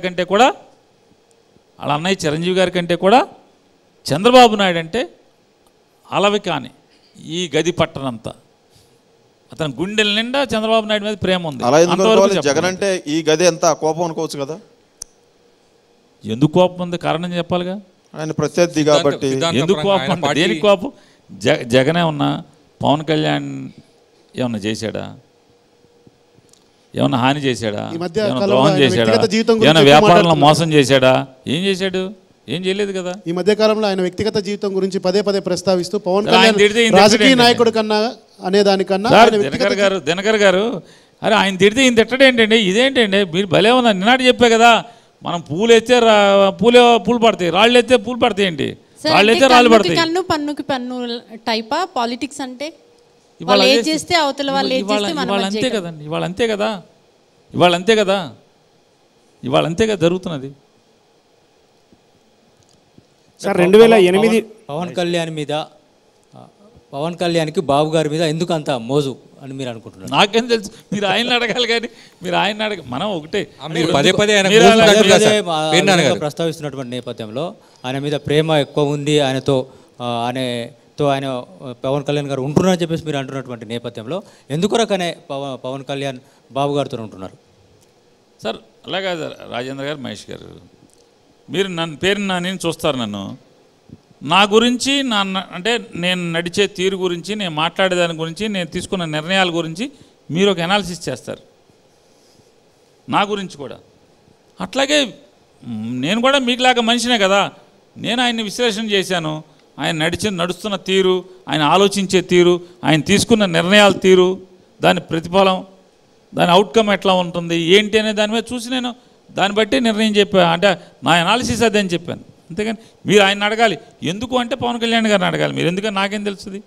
చంద్రశేఖర్ గారు 2014లో టీడీపీ, జనసేన, బీజేపీ కలిసి వచ్చాయి. మీరు 15,000తో ఓడిపోయారు. 2019 టీడీపీ, జనసేన, బీజేపీ విడివిడిగా పోటీ చేసే మీరు 5,000తో గెలిచారు. 2024కి వచ్చేటప్పటికి వాళ్ళు మళ్ళీ మీ మీద కలిసి వస్తున్నారు. మీరేమవుతారు? వైఎస్ఆర్ కాంగ్రెస్ పార్టీ గెలుస్తుందండి. 2014కి, 2019కి, 2024కి జగన్మోహన్ రెడ్డి గారి యొక్క యశస్సు, జగన్మోహన్ రెడ్డి గారి యొక్క పనితీరు, జగన్మోహన్ రెడ్డి గారి యొక్క ఆలోచన సరళి ప్రజల గుండెల్లో బలంగా సుస్థిరమైనటువంటి గొప్ప బలమైన స్థానాన్ని సంపాదించుకుంది. కాబట్టి మీరు 2014 ఎన్నికలకి 2019 పోల్ స్టాక్ జగన్ గారిని పోల్ స్టాక్ లేదు, 2019 నుంచి 2024కి పోల్ స్టాక్ లేదు. ఇవాళ మీరు ఒకటే రాజకీయాల్లో మనం ఒకటే కొలమానం చూసుకోవచ్చు. ఒక వ్యక్తి 5 సంవత్సరాలు పరిపాలించిన తర్వాత, నిన్నగాక మొన్న జరిగినటువంటి ఈ బస్సు యాత్రలో జగన్మోహన్ రెడ్డి గారి బస్సు యాత్ర చూసుకుంటే 1982లో పార్టీ పెట్టినటువంటి ఎన్టీ రామారావు గారు పార్టీ పెట్టి వ్యాన్ మీద తిరుగుతుంటే జనం ఎంత కోలాహలంగా వేలం వేరిగా ఎన్టీ రామారావు గారు వెంబడి పడేవాళ్ళు. కానీ అదే ఎన్టీ రామారావు గారు మళ్ళీ 89కి వచ్చేప్పటికి ఆ వేలం వేరి లేదు. 5 ఏళ్ళు అంటే ఆ వెంటనే పడిపోయిన సానుభూతి తర్వాత 1985లో మళ్ళీ గెలిచి 89కి వచ్చేప్పటికీ ఆ వేలం వేరి ప్రజల్లో లేదు. రామారావు వ్యాన్ వెనకాల పడే పరిస్థితి లేదు. కానీ జగన్మోహన్ రెడ్డి గారి 5 సంవత్సరాల పరిపాలన తర్వాత నాడు ఎన్టీ రామారావు గారి వెనకాల 82, 83లో ఎలా అయితే ప్రజలు వెంపడ పడుతున్నారో, ప్రేమిస్తూ పరిగెడుతున్నారో, ఆ ప్రేమని అంటే అసలు కొమ్మరిచ్చే పరిస్థితులు చూసాము. నాడు ఎన్టీ రామారావు చూశాను. 5 ఏళ్ల తర్వాత అంటే 5 ఏళ్ళు ముఖ్యమంత్రిగా రాష్ట్ర ప్రజలకి తన పనితీరుని చూపించిన తర్వాత ఆ రకంగా ప్రజలు ప్రేమించడం అనేది సామాన్యమైన విషయం కాదు. అప్పు తేవడం, బటన్ నొక్కడం, అదే సంక్షేమం అని జనానికి చెప్పడం, ఇదేనా వైసీపీ ఘనత అని అడుగుతా ఉన్నారు. నేను ఒకటి మిమ్మల్ని చంద్రశేఖర్ గారిని అడుగుతున్నానండి. అప్పుతే అని ముఖ్యమంత్రి ఒకటి చెప్పండి, అప్పుతే అని ప్రధానమంత్రి ఒకటి చెప్పండి, అప్పుతే అని దేశాన్ని ఒకటి చెప్పండి. మీరు మీ ఇష్టం. ప్రపంచం సార్ నేను మాట్లాడుతున్నా, దేశం లేదు. ఆంధ్రప్రదేశ్ రాష్ట్రంలో అప్పుతే అని ముఖ్యమంత్రి ఒకటి చెప్పండి. మౌలిక సదుపాయాలు అభివృద్ధి చేయకుండా వినండి సార్, వినండి. అంటే మీరే ప్రశ్నలు అడుగుతారా, మీరు సమాధానాలు చెప్పరా? ఇక అప్పుతే అని ముఖ్యమంత్రి ఇంతవరకు ఆంధ్రప్రదేశ్ రాష్ట్రంలో లేదా భారతదేశంలో ఉన్నటువంటి ఏ రాష్ట్రం నుంచి అయినా సరే అప్పు తేకుండా పరిపాలిస్తున్న ముఖ్యమంత్రి లేదా ప్రధానమంత్రి, అప్పు తేకుండా పరిపాలన సాగిస్తున్న ముఖ్యమంత్రులు వారు అడిగింది అప్పులు ఎందుకు చేస్తున్నారు అడగలేదు సార్. లేదు వినండి సార్, వినండి సార్. కాదు సార్, మీరే అడిగింది వారు ఏమన్నారు? కాకపోతే మౌలిక సదుపాయాలు అభివృద్ధి చేశారు. రాష్ట్ర అభివృద్ధి కోసం ఎటువంటి సౌకర్యాలు ఏర్పాటు చేయాలి, రోడ్లు, భవనాలు తదితర మౌలిక సదుపాయాలు అభివృద్ధి చేశారు. కానీ మీరు జనానికి పంచడాన్ని ఎట్లా చూడాలి? అప్పు తీసుకొచ్చి అంటున్నారు. సంపద సృష్టించకుండా జనానికి మీరందరూ కూడా చంద్రబాబు నాయుడు ట్రాప్లో పడి, జగన్మోహన్ రెడ్డి గారిని వ్యతిరేకించే మీడియా ట్రాప్లో పడి, ఆ అద్దాలతోనే మీరందరూ కూడా అంటే మీ మనసు నిండా సార్ మీరు ఎక్స్ప్లెయిన్ చేయండి సార్. మీ ప్రశ్నలు ఉండాల్సిన అవసరం అలా కాదుగా. మీరు చెప్పండి. కోట్ల మంది చూస్తున్నప్పుడు కోట్ల మంది చూస్తున్నప్పుడు మీ నోట్లోంచి మీరు విఘ్నులు, మీరు ఒక విలేకరి, చాలా అనుభవం గడించారు. ఈ సమాజం కోసం ఎంతో కొంత మేలు చేయాలని పనిచేస్తున్నటువంటి మీలాంటి వ్యక్తుల నోట్లోంచి జగన్మోహన్ రెడ్డి బటన్ మాత్రమే నొక్కుతున్నాడని, రోడ్లు వేయట్లేదని, అభివృద్ధి చేయట్లేదు మీరు చెప్పినట్లు గత ముఖ్యమంత్రి నేను చెప్పుకోవడం సరే అండి, నేను చెప్పుకోవడం సరే. మీలాంటి విఘ్నుల నోట్లోంచి వచ్చినప్పుడు మరి అది మేము సరి చేసుకోవాల్సిన మరి అప్పుడు మేము అనాలి. అప్పుడు అందుకే చెప్పాల్సి వస్తుంది. మీరు వారు ఏదైతే మసిపూసి మమ్మల్ని చెడుగా చూపించాలని ప్రయత్నం చేస్తున్నారో అది కూడా అది మీరు ఆ ఇంప్రెషన్లోకి వెళ్ళిపోతున్నారండి. అది కాదు అని చెప్తున్నాను. మీరు గత ముఖ్యమంత్రులు అప్పులు చేసినట్టుగానే ఈ ముఖ్యమంత్రి కూడా అదే చేస్తున్నారా? ఏం చేస్తున్నారో మీరు ఎక్స్ప్లెయిన్ చేయమని అడుగుతున్నాం మేము. నేను ప్రజల్లో ఉన్న విమర్శ మీరేం చెప్తారో చెప్పండి. ప్రజల్లో విమర్శ ఏం లేదు. ప్రజలు హ్యాపీగా ఉన్నారు. ప్రజలంతా కూడా కరెక్ట్గానే ఉన్నారు. ప్రజల్లో ఏం లేదు. ప్రజల్లో జగన్మోహన్ రెడ్డి గారి పట్ల చెడు అభిప్రాయం, ఏమీ చేయట్లేదు అనేటువంటి అభిప్రాయం ఏమీ లేదు. మీరు ఒకటే చెప్తున్నాను, మీరు ఇది మాట్లాడుతున్నారు. మా రాష్ట్ర ప్రభుత్వం, జగన్మోహన్ రెడ్డి గారి ప్రభుత్వం 4 చక్రాల మీద నడుస్తుంది. కానీ మీరు ఎంతసేపు మీరందరూ కూడా సంక్షేమం ఒక చక్రం మీదే నడుస్తున్నారు. అభివృద్ధి, సంక్షేమం 2 చక్రాలు అయితే, విద్యారంగం, వైద్య రంగం మరొక 2 చక్రాలు మా రాష్ట్రానికి, ప్రభుత్వానికి. ఈ 4 చక్రాల మీద జగన్మోహన్ రెడ్డి గారి ప్రభుత్వం రాష్ట్రాన్ని నడుపుతుంది. మీరు అభివృద్ధి గురించి మాట్లాడుతున్నారు. మీరు ఇష్టం వచ్చినటువంటి గ్రామం పదండి వెళ్దాం. ఏ గ్రామంలో సిమెంట్ రోడ్లు ఈ 5 ఏళ్లలో వేయలేదు, ఏ గ్రామంలో మౌలిక సదుపాయాలు కల్పన చేయలేదు. అలాగే దాదాపుగా 12 నుంచి 13,000 కోట్ల రూపాయలతో సిమెంట్ రోడ్ల నిర్మాణం జరిగింది. 6,000 కోట్ల రూపాయలతో సచివాలయాల నిర్మాణం జరిగింది. ఆంధ్రప్రదేశ్ రాష్ట్రం ఏర్పడిన దగ్గర నుంచి లేదా భారతదేశానికి స్వాతంత్రం వచ్చిన దగ్గర నుంచి పంచాయతీలుగా ఉన్నటువంటి అనేక గ్రామాల్లో పంచాయతీ బిల్డింగ్ కూడా లేనటువంటి పరిస్థితులను ఈరోజుకి మనం చూస్తాం ఈ దశాబ్దాల చరిత్రలో.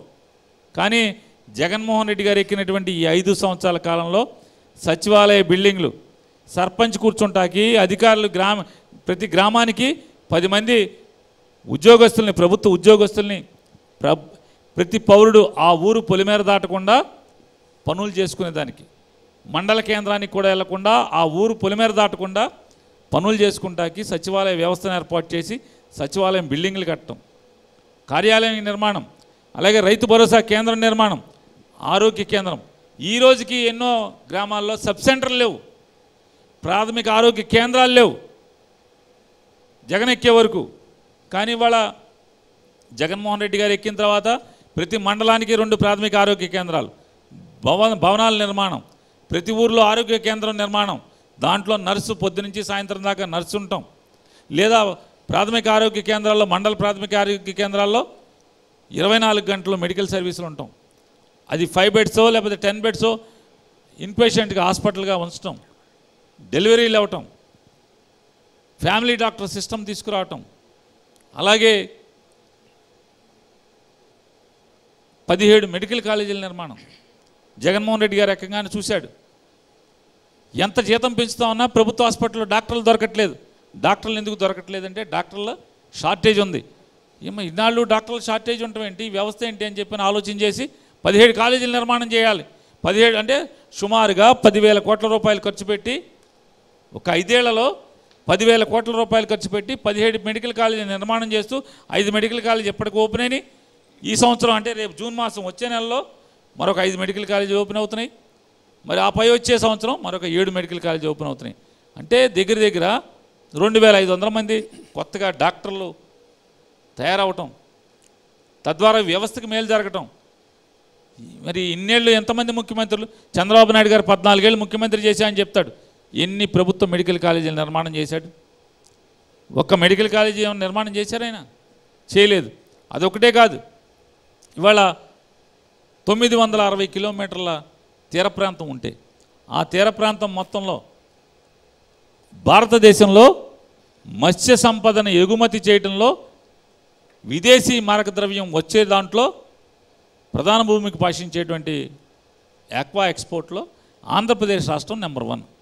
అటువంటి ఆంధ్రప్రదేశ్ నెంబర్గా ఉన్న ఆంధ్రప్రదేశ్ రాష్ట్రంలో సముద్ర తీర ప్రాంతంలో మౌలిక సదుపాయాలు లేదా మత్స్య సంపదని పెద్ద ఎత్తున పట్టటానికి, పట్టిన దాన్ని ఎక్స్పోర్ట్ చేయటానికి ఎక్కడన్నా ఫిషింగ్ హార్బర్లు నిర్మాణం చేశారా?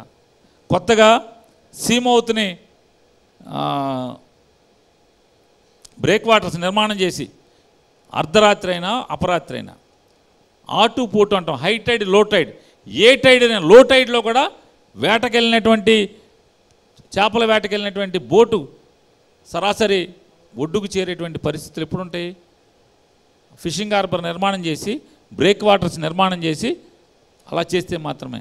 మరి అవన్నీ ఇవాళ 10 ఫిషింగ్ హార్బర్స్, ఒక్కొక్క ఫిషింగ్ హార్బరు 300 నుంచి 400 కోట్ల రూపాయలతో నిర్మాణం జరుగుతుంది. 10 ఫిషింగ్ హార్బర్లు శరవేగంగా నిర్మాణం జరుగుతుంది.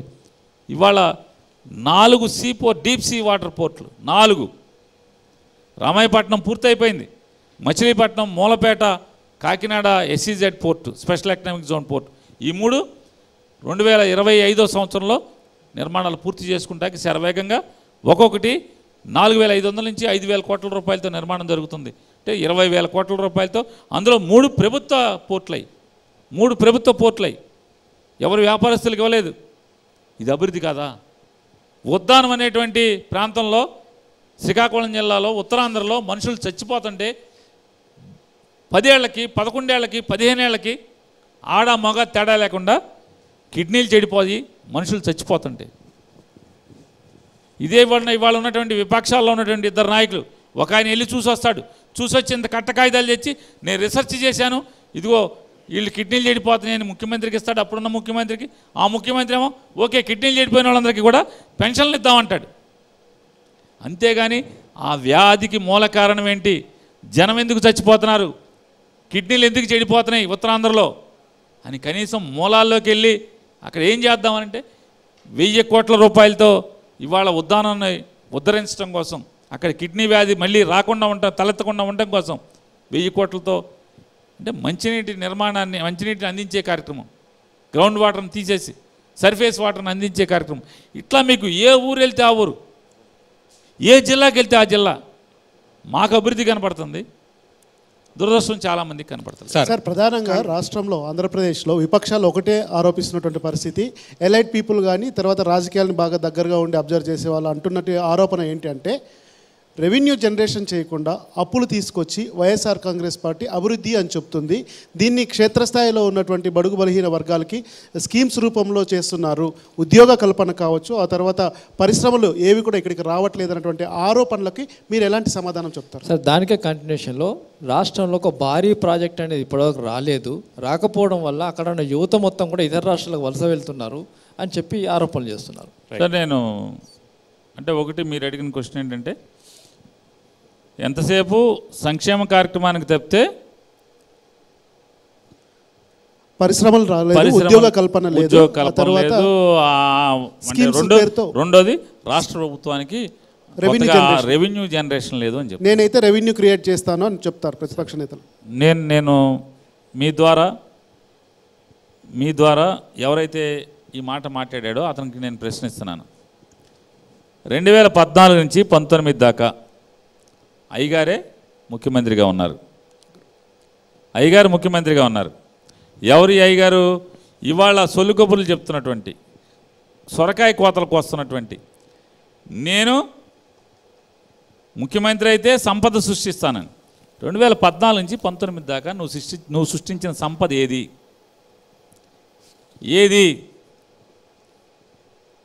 అప్పు తప్పితే సంపదను సృష్టించావు, చూపించాలి కదా. చూపించిదిగో ఇది నేను సృష్టించిన సంపద. కబుర్లు మాత్రం ఆకాశానికి చెప్తారు, మాటలేమో కోటలు దాటుతాయి, అక్కడేమో క్రియకేమో శూన్యం కనపడుతుంది. జగన్మోహన్ రెడ్డి గారి గురించి మీరు మాట్లాడుతున్నారు. ఇవాళ 2018-19 చంద్రబాబు నాయుడు దిగే టైంకి ఆంధ్రప్రదేశ్ రాష్ట్రం యొక్క జిఎస్డిపి మిగతా భారతదేశంలో ఉన్న మిగతా రాష్ట్రాలతో పోల్చుకుంటే 11వ స్థానంలో ఉంటే ఇవాళ ఆంధ్రప్రదేశ్ రాష్ట్రం మేం చెప్పట్లా, మమ్మల్ని వ్యతిరేకించి తెలుగుదేశం పార్టీతో చట్టాపట్టాలు వేసుకుని మాకు వ్యతిరేకంగా జగన్కు ఓటేయొద్దు అని చెప్పేటువంటి భారతీయ జనతా పార్టీ ప్రభుత్వం చెప్పినటువంటి లెక్క ఈ భారతదేశంలో 4వ రాష్ట్రంగా, జిఎస్డిపిలో 4వ రాష్ట్రంగా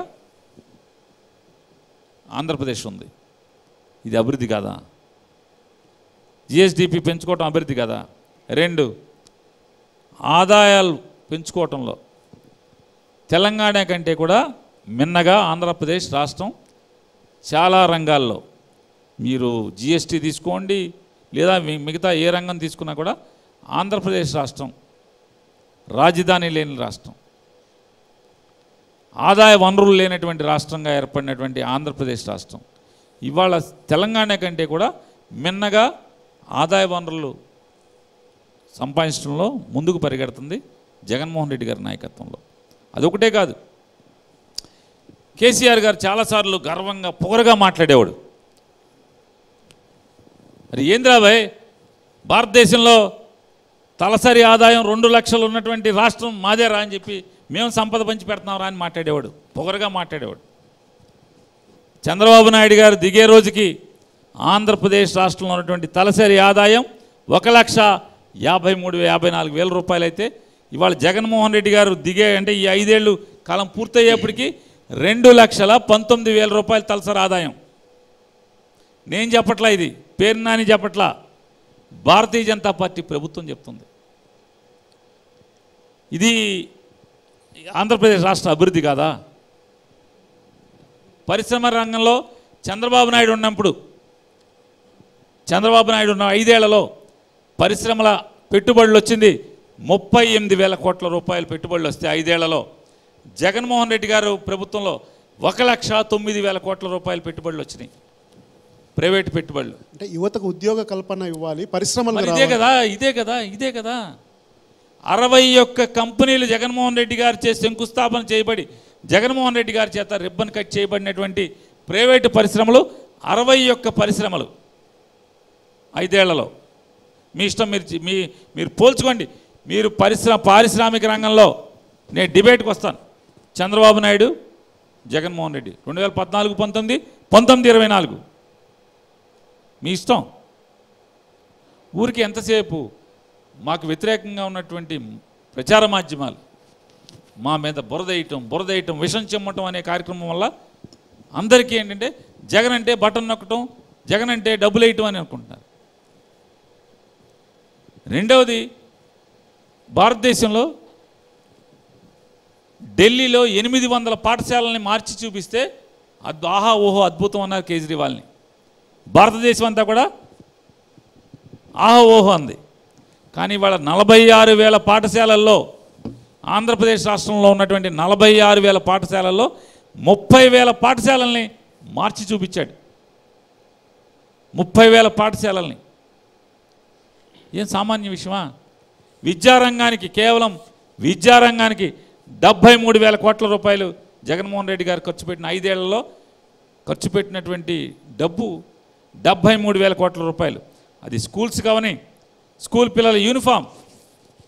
జగన్మోహన్ రెడ్డి గారు నొక్కే ప్రతి బటన్కి, మీరందరూ గుర్తుపెట్టుకోండి, జగన్మోహన్ రెడ్డి గారు నొక్కేటువంటి ప్రతి బటన్కి అది ఓటు కోసం కాదు, ఒక గొప్ప సంకల్పం ఉంది. ప్రతి బటన్ నొక్కే దాంట్లో కూడా, ప్రతి నొక్కేదా వేలు పెట్టి బటన్ మీద చేయి పెట్టేది ప్రతి చోట కూడా ఒక సంకల్పం ఉంది, గొప్ప సంకల్పం. అమ్మఒడి అని అంటే ఊరికి అమ్మకి డబ్బులు వేయటం కాదు. అది చంద్రబాబు నాయుడు లాగా జగన్మోహన్ రెడ్డి గారిని కాపీ కొట్టి పేరు మార్చి అమ్మకు డబ్బులు వేస్తాను, జగన్మోహన్ రెడ్డి ఒక పిల్లడికి వేస్తే నేను ఎంతమంది ఉంటే అంతమంది ఇస్తా పాట పాడతాం కాదు. ఆయన చాలా పాటలు పాడతాడు. రైతులకి బేషరతుగా రుణమాఫీ చేస్తానన్నాడు, 84,000 కోట్లు. ఏం చేశాడో చూసాం. ఇది ప్రజలు అనుభవించారు, ప్రజలు ఎక్స్పీరియన్స్ చేశారు. డ్వాక్రా అక్క చెల్లెలకి 12,000 కోట్ల రూపాయలు బేషరతుగా రుణమాఫీ చేస్తానని చెప్పాడు. ఏం చేశాడు? 2 మొక్కలుగా అదొక 10,000 ఇదొక 10,000 పసుపు కుంకుమ పేరుతో 6 ముక్కలు వేసినటువంటి పరిస్థితి మనం చూసాం. అంటే మోసం చేసేటువంటి, అంటే మోసానికి మారుపేరు ఇతనైతే నమ్మకానికి మారుపేరు ఇతను ప్రతి దానికి ఒక సంకల్పం. ఇవాళ జగన్మోహన్ రెడ్డి గారు ప్రభుత్వంలోకి వచ్చేప్పటికీ ఆంధ్రప్రదేశ్ రాష్ట్రం భారతదేశంలో 2వ అత్యధిక పెద్ద రాష్ట్రం, డ్రాప్అవుట్స్లో, స్కూల్ డ్రాప్అవుట్స్లో 2వ పెద్ద రాష్ట్రంగా ఉంది 2019లో జగన్మోహన్ రెడ్డి గారు ఎక్కేప్పటికి. అందుకోసం అతను ఆలోచన చేశాడు, డ్రాప్అవుట్స్కి కారణం ఏంటి, పాదయాత్రలో చూశాడు. డ్రాప్అవుట్స్కి కారణం ఏంటంటే ఇంటి యజమాని లేదా ఇంటి భర్త మగవాడు అంకికి రాని వాడై, ఆడు బాధ్యత లేనివాడైతే గతి లేక గత్యంతరం లేక ఇంటి ఇల్లాలు పనికెళ్తూ, కూలి పనికెళ్ళినా కూడా ఇల్లు గడవటానికి ఆర్థిక బాధలు తట్టుకోలేక బడిలో ఉండాల్సినటువంటి పిల్లల్ని మనసు చంపుకొని కడుపు కోతతో పిల్లల్ని 1000 రూపాయలకో నెలకి 800కో పనిలోకి పంపించే పరిస్థితి. ఏ తల్లి కూడా తన పిల్లల్ని ఒక పనివాడిగా తయారు చేయాలని కోరుకోదు. బాగా చదువుకోవాలి, ఉద్ధరించబడాలి, గర్వంగా తను కూడా గొప్పగా చెప్పుకోవాలనుకుంటుంది. ఆ డ్రాప్అవుట్స్ని అరికట్టడం కోసమే అమ్మఒడి అనేటువంటి కార్యక్రమం. తల్లి ఆర్థిక బాధల్ని తట్టుకోలేక పిల్లల్ని బడి మానిపిస్తుంది కాబట్టి మనం నెలకి 15,000 రూపాయలు ఇస్తే తల్లి పిల్లల్ని బడికి పంపిస్తుందని చెప్పనేది ఒక సంకల్పం. సార్, ఇతర రాష్ట్రాల అభివృద్ధితో మీరు పోల్చుకుంటున్నారు ఆంధ్రప్రదేశ్ని, కానీ రోడ్ల విషయంలో మీరు తీవ్రమైన విమర్శలు ఎదుర్కొంటున్నారు. రోడ్ల పరిస్థితి బాగాలేదన్నది, దాని తగ్గట్టుగానే మీ బడ్జెట్ కూడా అలాగే ఉంది. యావరేజ్గా దేశంలో ఉన్న రాష్ట్రాల బడ్జెట్ చూసుకుంటే రోడ్ అండ్ బిల్డింగ్స్ కోసం 4.5% ఉంటే ఆంధ్రప్రదేశ్ది 2023-24లో 1.8% మాత్రమే. దానికి ఏమంటారు మీరు? అంటే మీరు పర్సంటేజ్ పోల్చుకున్నప్పుడు మీరు ఏం చేస్తారంటే మాది సంక్షేమంతో మీరు పోల్చుకునే పరిస్థితి వస్తుంది. 2,70,000 కోట్ల రూపాయలు మేము సంక్షేమానికి ఖర్చు పెట్టాం కాబట్టి 5 ఏళ్లలో మీరు ఆ పర్సంటేజ్ చూస్తున్నారు. కానీ నేను ఒకటే మిమ్మల్ని అడుగుతున్నాను, మీ ఇష్టం పదని పలానా నియోజకవర్గం వెళ్దాం.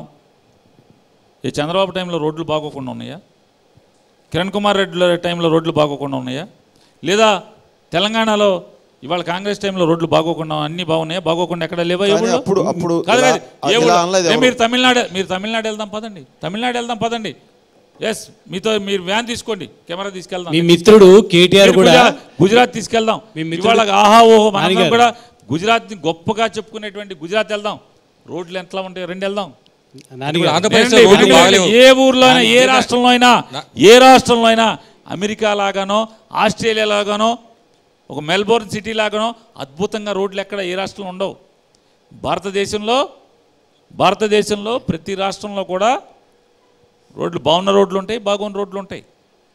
ఓకే, మీరు చెప్పారు కదా 2,75,000 కోట్ల సంక్షేమానికి ఇచ్చాం, సంక్షేమంతో మేము రోడ్లకు పెట్టిన బడ్జెట్ పోల్చుకోవాలని. లే మీరు పర్సంటేజ్ మీరు 1.4% ఆ పర్సంటేజ్ అని మీకు పర్సంటేజ్ ఎక్కడి నుంచి వచ్చింది?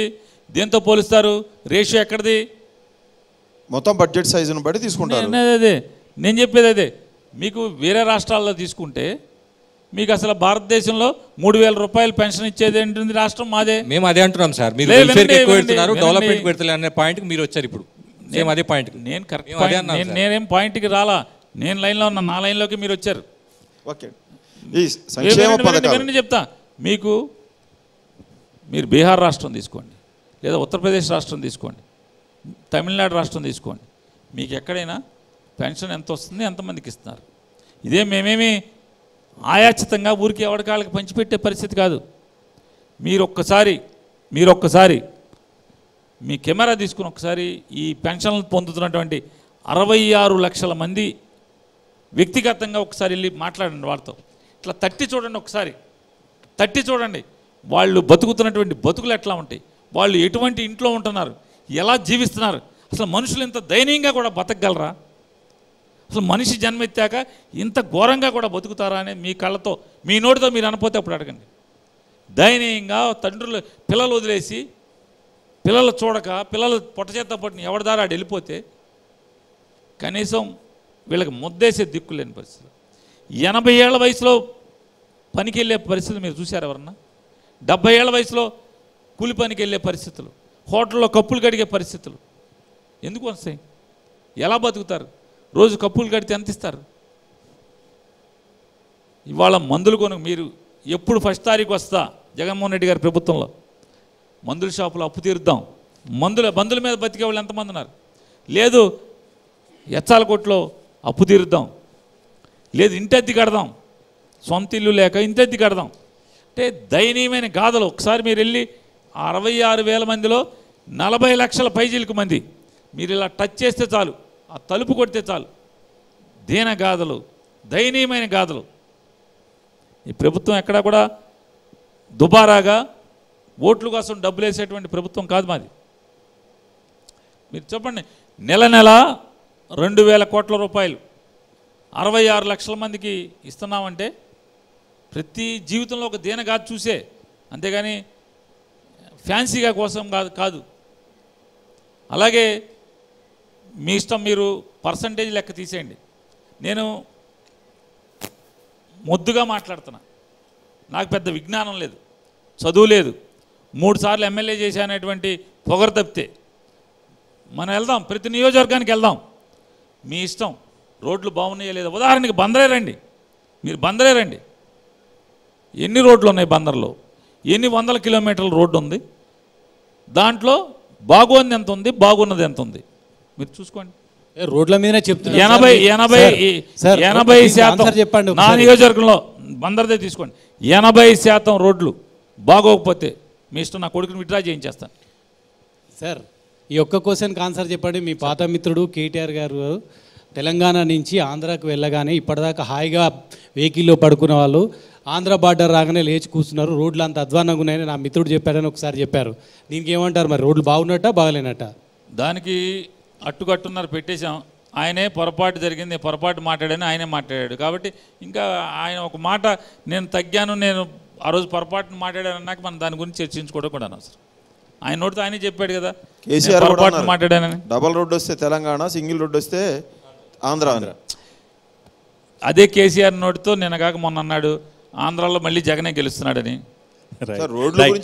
అరే నేను చెప్తున్నానండి, అదే నోటితో ఆయన చెప్తున్నాడు. మీరు ఏదైతే కేసీఆర్ మాట తీసుకున్నారు కదా, కేసీఆర్ మీకు మాటకు మీరు విలువ ఇచ్చారు కదా, మరి ఈ మాటకు ఎందుకు విలువ ఇవ్వరు? అదే నోటితో చెప్పాడు, నాకు వచ్చిన కౌరులు జగన్ గెలుస్తున్నాడు మళ్ళీ అని చెప్పని. ఆయన కూడా నేను గెలుస్తానని చెప్పాడు మొన్నటి వరకు. మరి మీరు అట్లాంటప్పుడు కేసీఆర్ మాట్లాడింది అబద్ధం తీసేయండి ఎందుకు? ఇప్పుడు కేసీఆర్ అసత్యాలు మాట్లాడింది తీసేయండి, ఆ చెప్పే అసత్యాలు మనం ఎందుకు మాట్లాడుకోవటం మళ్ళీ? నానిగారు, 5 ఏళ్లలో 2,75,000 కోట్లు మేము సంక్షేమానికి ఖర్చు పెట్టాము, జనానందరికి ఇచ్చాము, 66 లక్షల మందికి పింఛన్లు ఇచ్చామన్నారు. జగన్ ప్రభుత్వం ఒక చేత్తో ఇస్తుంది, ఇంకో చేత్తో 2,75,000 కోట్లు ఇచ్చిన ఇదే ప్రభుత్వం కరెంట్ ఛార్జీలు పెంచింది, ఆర్టీసీ ఛార్జీలు పెంచింది, రిజిస్ట్రేషన్ ఛార్జీలు పెంచింది, ఆస్తి పన్ను ఏటా 15% చొప్పున పెంచుతూ ఉంది. కందిపప్పు, ఉప్పు, పప్పు అన్ని రేట్లు పెరిగాయి. మీరు పెంచిన ధరల ప్రకారం చూసుకుంటేనే దాదాపు 1,30,000 కోట్ల రూపాయల భారం ప్రజల మీద పడింది. మీరు పెంచిన వాటి మీదనే ₹2 ఉండే పెట్రోలు వ్యాటుని ₹4 చేయటం, పెట్రోల్ మీద రోడ్ ట్యాక్స్ అని లీటర్కు ₹1 వేయడం, అలాంటివన్నీ కలుపుకుంటే దీనికి ఏమంటారు? సరే, ఒకటి చంద్రశేఖర్ గారు, మీరు చెప్పే దాంట్లో అయితే 1,20,000 కోట్లు ఎంతో అన్నారు. నేను దేనికి ఏకీవిపించట్లా, నేను పూర్తిగా విభేదిస్తున్నా మీరు చెప్పేటువంటి ఆ లెక్కలతో. రెండవది, కరెంటు ఛార్జీలు మీరు పెంచారని చెప్పి మాట్లాడుతున్నారు. కరెంటు ఛార్జీలు ఎందుకు పెంచాల్సి వచ్చింది? కరెంటు ఛార్జీలు ఎలా పెంచుతారు? ఎలక్ట్రిసిటీ డిపార్ట్మెంట్కు ఉన్నటువంటి లేదా ఆ శాఖకు ఉన్నటువంటి అప్పులు చంద్రబాబు నాయుడు గారు ఉండగా 5 ఏళ్లలో మీరు లెక్కలు తీసుకోండి. ఆయన 5 ఏళ్లలో దాన్ని 22,000 కోట్ల రూపాయలు విద్యుత్ శక్తి బయట నుంచి కొనుగోలు చేసిన వారికి కట్టాల్సినటువంటి అప్పులు కట్టకుండా, అంటే ఏదైతే డిమాండ్ సప్లై డిఫరెన్షియేషన్లో బయట నుంచి ప్రైవేట్ కంపెనీల నుంచి ఎన్టీపీసీ నుంచి కొనుగోలు చేసినటువంటి కరెంటు అప్పు 22,000 కోట్లు జగన్మోహన్ రెడ్డి గారి ప్రభుత్వానికి అప్పచెప్పెళ్ళాడు. కంపెనీలన్నీ కూడా ఎలక్ట్రిసిటీ కంపెనీలన్నిటి మీద ఉన్నటువంటి అప్పులు దగ్గర 30,000 చిల్లర నుంచి 80,000 కోట్లు 5 ఏళ్లలో 30,000 చిల్లర తన కిరణ్ కుమార్ రెడ్డి ఈ రాష్ట్రం వీడేప్పటికి తనకు అప్పచెప్పినప్పుడు రాష్ట్రం వీడి 14లో 30,000 చిల్లర కోట్లు ఉన్నటువంటి విద్యుత్ శాఖ ఉన్నటువంటి అప్పులు, ఫైనాన్షియల్ ఇన్స్టిట్యూషన్స్ తీసుకొచ్చినటువంటి అప్పులు అది 30,000 చిల్లర నుంచి 80,000 కోట్లకు తీసుకెళ్ళాడు. అట్లాగే రైతు అంటే రైతులకు ఫ్రీ పవర్ ఇచ్చినటువంటి డబ్బులు రాష్ట్ర ప్రభుత్వం ఎలక్ట్రిసిటీకి కట్టాల్సినటువంటి అప్పులు సుమారుగా 8,000 కోట్ల రూపాయలు కట్టకుండా వెళ్ళిపోయాడు. అంటే విద్యుత్ శాఖని కుదేలు చేస్తే ఏదైతే ఎప్పటి నుంచో జగన్మోహన్ మేము రాకముందు నుంచే ఉన్నటువంటి సిస్టమ్ ఏదైతే ఉందో ప్రొసీజర్, ఎలక్ట్రిసిటీ రెగ్యులేటరీ అథారిటీ, ఆ రెగ్యులేటరీ అథారిటీ ఏ సంవత్సరానికి ఆ సంవత్సరం మీ అప్పులు ఎంత ఉన్నాయి పట్టండి అని చెప్పి అడుగుతారు. అడిగిన తర్వాత ఈ అప్పులు తీర్చడానికి ఏదైతే మరీ ప్రత్యేకించి పాత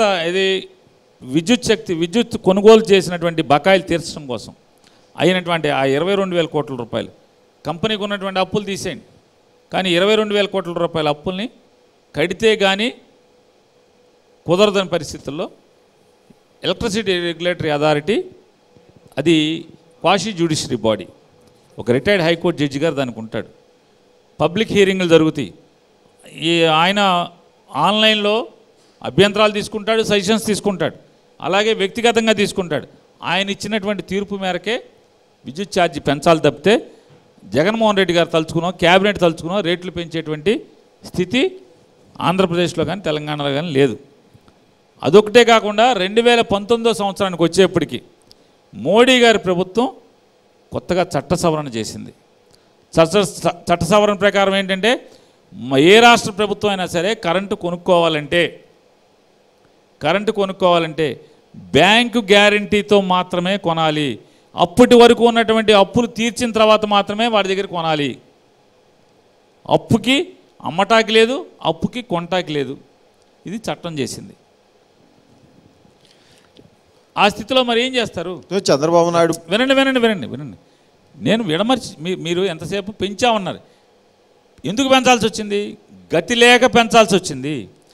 చట్టాలు ఒత్తిడి చేయబట్టి కేంద్ర ప్రభుత్వం ఇప్పుడు డిమాండ్ సప్లైలో మాకు ఎక్కడన్నా డిమాండ్ అధికంగా ఉండి సప్లై తక్కువగా ఉన్నప్పుడు మరి ఏం చేయాలి? బయట నుంచి కరెంటు కొనాలి. బయట నుంచి కరెంటు కొనాలంటే 2014 నుంచి 19 దాకా అప్పు కరెంట్ అమ్మేవాళ్ళు ప్రభుత్వాలు అప్పుకి కరెంటు కొనేయి.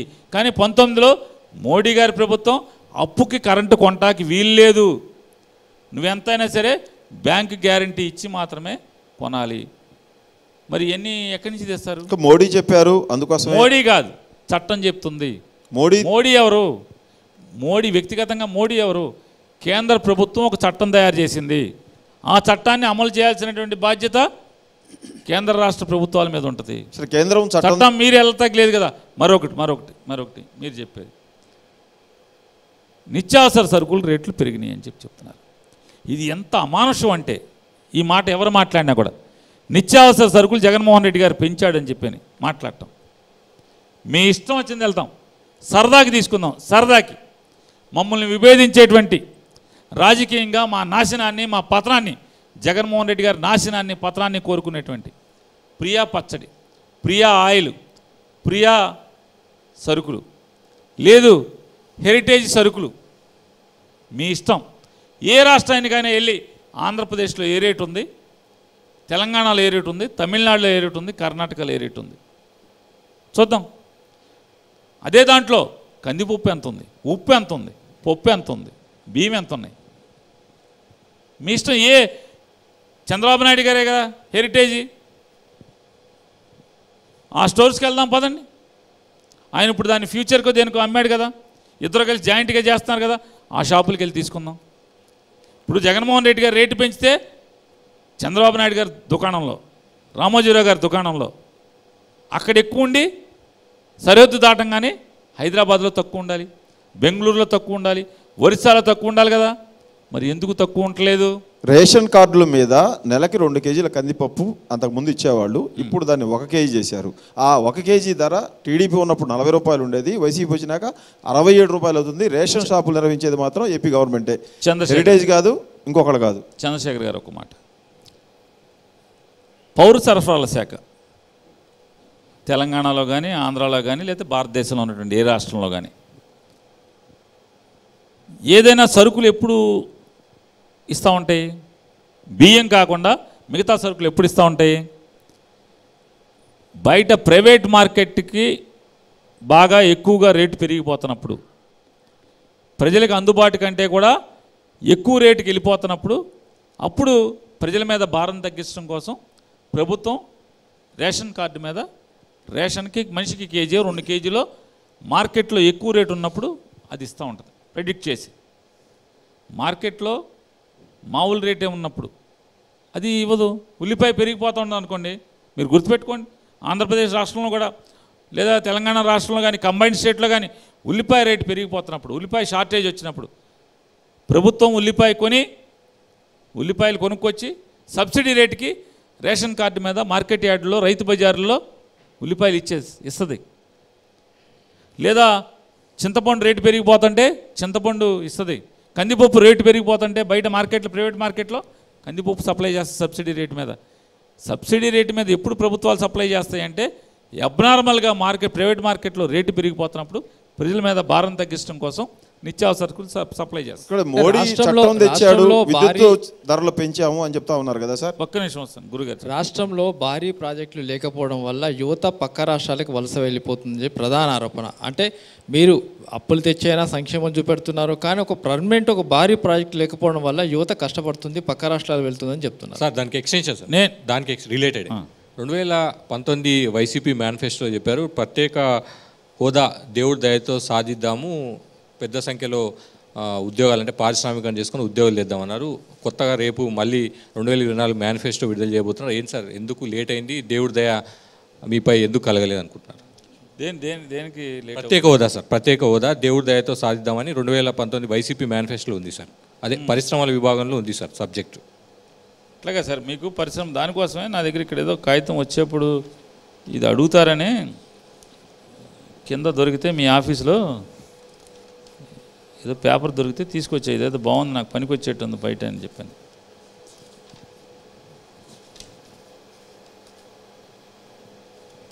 ఒక్క నిమిషం వచ్చేస్తున్నాను.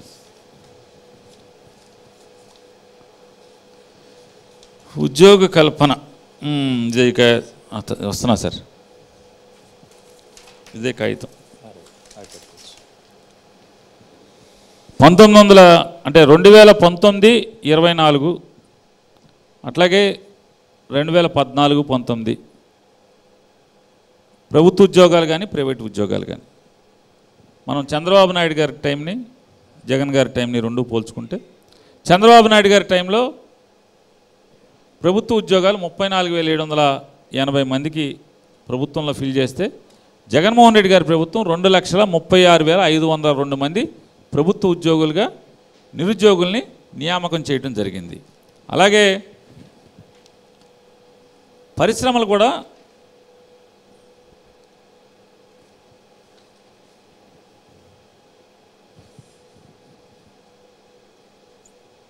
కార్యరూపం దాల్చింది అంటే దావోస్ అని, విశాఖపట్నం సదస్సులని, ఇట్లాంటి సదస్సులు చంద్రబాబు టైంలో జరిగినాయి, మా టైంలో జరిగినాయి. చంద్రబాబు నాయుడు గారి టైంలో జరిగినటువంటి దాంట్లో ఆయన సుమారుగా ఒక 5-6 లక్షల కోట్లకి ఒప్పందాలు చేసుకొస్తే కార్యరూపం దాల్చింది 85,541 కోట్ల రూపాయలు. అలాగే జగన్మోహన్ రెడ్డి గారు 13 లక్షలకి పెట్టుబడులు మేము ఒప్పందాలు చేసుకుంటే 2,46,000 కోట్ల రూపాయలు ఇన్వెస్ట్మెంట్తో పరిశ్రమలు ఏర్పాటు చేయడం జరిగింది. అలాగే ఉద్యోగాల సృష్టి 38,000 ఉద్యోగాలు ప్రైవేట్లో, ప్రభుత్వంలో కాదు, ప్రైవేట్లో చంద్రబాబు నాయుడు గారి టైంలో 38,000 ప్రైవేట్ ఉద్యోగాల కల్పన అయితే 3,47,000 జగన్మోహన్ రెడ్డి గారిలో. ఇది కావాలంటే మీకు కంప్లీట్గా డేటా ఇస్తాను, మీకు తీసుకొచ్చి డేటా ఇస్తాను మీకు. ప్రైవేటు పరిశ్రమల్లో 2014 నుంచి 19 దాకా ఎంత ఉద్యోగ కల్పన జరిగింది. ప్రైవేట్ రంగంలో సర్వీస్ సెక్టర్ కానీ, లేదా ఐటీ కానీ, లేదా ఇండస్ట్రియల్ సెక్టార్లో కానీ, ఏ సెక్టార్ చూసుకున్నా కూడా అన్నీ కలిపి కంబైన్డ్గా 3,47,000 మందికి ప్రైవేట్లో ఉద్యోగ కల్పన జరిగింది. మరి అలాగే వైజాగ్లో సాఫ్ట్వేర్ హబ్ కింద ఎన్ని కొత్తగా సాఫ్ట్వేర్ కంపెనీలని శంకుస్థాపన చేయటం, డేటా సెంటర్కి పనులు ప్రారంభోత్సవం చేయడం, అవి ఓపెన్ చేయటం, శంకుస్థాపన చేయటం ఒక ఎత్తు అయితే దాన్ని ఓపెన్ చేయటం, తయారయ్యాక ఓపెన్ చేయటం, ఇట్లా స్టేట్ వైడ్గా ఎక్కడెక్కడ ఎన్ని పరిశ్రమలు నేను కూడా మీకు లిస్ట్ ఇస్తాను. ఊరికే గాలికి చెప్పట్లేదు, లిస్ట్ ఇస్తాను మొత్తం అంతా. చంద్రబాబు నాయుడు గారు ఒకటే మనకి ఏంటయ్యా చెప్పేదంటే, నేను కియా తెచ్చాను తమ్ముళ్ళు అంటాడు. జగన్మోహన్ రెడ్డి గారు వచ్చాక ఫ్యాక్టరీలు పారిపోయినాయి అంటాడు. జగన్మోహన్ రెడ్డి గారు వచ్చాక ఇన్ని పరిశ్రమలు లిస్ట్ ఇస్తాను మీకు. పేర్లు చదవమంటే కూడా పేర్లు చదువుతాను. త్రివేణి రెన్యూబుల్స్, ఆదిత్య బిర్లా వాళ్ళది, Mayfair, Oberoi, Aditya data centre, XT Global, Eugia, Pidilite, Saint Gobain, Laurus synthesis, Apache footwear, Yokohama tyres, ATG tyres, JSW steel, Tech Mahindra, TCL, Munoth, HCL, Dixon, ఇవన్నీ పరిశ్రమలే. సాఫ్ట్వేర్ కానీ, ఇండస్ట్రియల్ కానీ ఇవన్నీ కూడా నేను చదివేయండి లిస్టు. ఇవన్నీ జగనే శంకుస్థాపన చేశారు, జగనే ఓపెన్ చేశారు. అది సార్ ప్రత్యేక ఇన్ని చెప్తున్నప్పటికీ ఇంకా యువత ఇటు హైదరాబాద్ కావచ్చు లేకుంటే ఇతర రాష్ట్రాలకి ఎందుకు వలస వెళ్తున్నారనే ప్రధానమైన ప్రశ్న. సార్ నేను ఒకటి అడుగుతాను మిమ్మల్ని. తెలంగాణ నుంచి మహారాష్ట్రకి ఉద్యోగ కల్పన కోసం ఉద్యోగాలు ఎత్తుకుంటూ వెళ్తుంటారు. మహారాష్ట్ర నుంచి హైదరాబాద్ వస్తుంటారు, మహారాష్ట్ర నుంచి ఢిల్లీ నుంచి బెంగళూరు వస్తుంటారు, కర్ణాటక నుంచి హైదరాబాద్ వస్తుంటారు. అంటే అక్కడ లేకనే ఎవరికి ఎక్కడ అవకాశాలు దొరుకుతాయో అక్కడికల్లా పరిగెడతా ఉంటారు. ఎవరికి అక్కడ అవకాశాలు దొరుకుతాయో ఆయనకన్నా పరిగెడతా ఉంటారు. మీరు బీహార్ నుంచి, ఉత్తరప్రదేశ్ నుంచి, రాజస్థాన్ నుంచి ఆంధ్రాకి, తెలంగాణకి ప్రతి చిన్న పనిలో, ఆఖరికి గేదెల పోషణలో, మేకల పెంపకంలో, రైస్ మిల్లులో, ఆఖరి హైదరాబాద్లో ఉన్నటువంటి ప్రతి రెస్టారెంట్లో ఎంతమంది ఒరిస్సా వాళ్ళు ఉన్నారు అంటే ఆ రాష్ట్రంలో ఏమి లేదనా? ఆ రాష్ట్రంలో ఏం లేదనా? పేదరికం కాదు, ఎక్కడ మెరుగైన అవకాశం ఉంటుందో ఎత్తుక్కుని యువత అక్కడికి పరిగెడతా ఉంటారు. అమెరికా వెళ్తుంటారు, గల్ఫ్ వెళ్తుంటారు, ఆస్ట్రేలియా వెళ్తుంటారు, ఆఫ్రికా వెళ్తుంటారు. ఎవరికి ఎక్కడ అవకాశం, వారి చదువు, వారి అర్హతను బట్టి ఎక్కడ అవకాశం ఉంటే అక్కడ పరిగెడుతూ ఉంటారు. అంతేగాని ఆ ఊళ్ళో వారికి అవకాశం లేకని కాదు, వెయిట్ చేసేది లేదు, నాకు అక్కడ అవకాశం కాబట్టి అక్కడ పరిగెడతారు. సార్ 2019 వైసీపీ మేనిఫెస్టోలో ప్రత్యేక హోదాను దేవుడి దయతో సాధిద్దామన్నారు. దాని స్టేటస్ ఏందో చెప్తారా? దేవుడి దయ లేదనే కదా మోడీ ప్రభుత్వం ఏకపక్షంగా మెజారిటీ వచ్చింది. మన దురదృష్టం, మన ఓట్ల మీద ఆధారపడి ఉంటే కనుక ఖచ్చితంగా మెళ్ళ వంచి మరీ తెచ్చుకునేవాళ్ళం అని జగన్మోహన్ రెడ్డి గారు 2019 ఎన్నికలైన మొదటి మాసంలోనే ఢిల్లీ వెళ్ళి చెప్పారు. మీ అందరితో మీడియా ద్వారా ప్రపంచానికి చెప్పారు. మన అంచనాల ప్రకారం మోడీ గారికి మన పార్లమెంట్ సభ్యుల యొక్క అవసరం ప్రభుత్వాన్ని ఏర్పాటు చేయడానికి వస్తుందని అనుకున్నాం. మన రాష్ట్రం దురదృష్టం, మన దురదృష్టం. అతను థంపింగ్ మెజార్టీతో గెలిచాడు. మన రాష్ట్రం మీద ఆధారపడేటువంటి అవకాశం లేదు. కాబట్టి వెయిట్ చేస్తున్నాం. సార్, ఆంధ్రప్రదేశ్ రాష్ట్రం మరీ ప్రత్యేకించి వైఎస్ఆర్ కాంగ్రెస్ పార్టీ వెయిట్ చేస్తుంది. కేంద్రంలో ఒక బలహీనమైన ప్రభుత్వం ఏర్పడాలని చెప్పని మనసావాచ కోరుకుంటున్నాం. మా ఓట్లతో మా పార్లమెంట్ సభ్యులు ఆధారపడి ప్రభుత్వం ఏర్పాటు అయ్యేలాగా పరిస్థితులు అనుకూలించాలని చెప్పని భగవంతుని ప్రార్థిస్తున్నాం. బలమైన ప్రభుత్వం ఉందని పోరాటానికి వెనుకడుగు వేశారా సార్? ప్రత్యేక హోదా విషయంలో బలమైన ప్రభుత్వం ఉంది కాబట్టి పోరాటానికి వెనుకడుగు వేశారా? పోరాటానికి ఎక్కడా ఆగలేదు. పోరాటం ఒకటి బూతులతో అది బూతులు తిట్టి పోరాటం అనుకుంటాడు. ఒకళ్ళు అన్నీ మర్చిపోయి ప్రోటోకాల్ని కూడా పాటించకుండా దాన్ని పోరాటం అనుకుంటారు. ఒకళ్ళు ఒక పద్ధతి. మేము రిపీటెడ్గా మా గొంతెత్తి నినదిస్తూనే మేము అదే పోరాటం. అవసరం లేదంటే ప్రతి చోట అవసరం లేదని ఏనాడు జగన్మోహన్ రెడ్డి గారు కానీ వైఎస్ఆర్ కాంగ్రెస్ పార్టీ కానీ ప్రత్యేక హోదా అవసరం లేదని చంద్రబాబు మాట పగలొక మాట, రాత్రి ఒక మాట, 5 ఏళ్ల ముందు ఒక మాట, 5 ఏళ్ల తర్వాత మాట, ఓట్లప్పుడు ఒక మాట, ఓట్లు అవసరం తీరిన తర్వాత ఒక మాట. చంద్రబాబు నాయుడు నైజం సార్, జగన్మోహన్ రెడ్డి నైజం. గత వారం ఎన్నికల ప్రచారంలో బందర్ సెంటర్లో చంద్రబాబు నాయుడు, పవన్ కళ్యాణ్ వచ్చారు. నీతుల నాని బందర్కి ఏం డెవలప్మెంట్ చేశారు, అసలు డెవలప్మెంట్ మీద మాట్లాడమంటే ఏం మాట్లాడకుండా నీతులు చెప్తాడు నాని అంటారు. మిమ్మల్ని ఎందుకు గెలిపించాలి అన్నటువంటిది ప్రధానమైనటువంటి ప్రశ్న, ఆరోపణ టీడీపీ నేతలు కానీ జనసేన కూటమి కానీ. నేను క్లియర్గా తెల్లారే మీడియా సమావేశం పెట్టి చెప్పాను. మళ్ళీ మీ ద్వారా కూడా ఇంకోసారి కూడా చెప్తున్నాను. చంద్రబాబు నాయుడు గారు నన్ను నీతులు నాని బందర్కి ఏం చేసామని చెప్పమన్నాడు, గుండె మీద చేసుకు చెప్పమన్నాడు.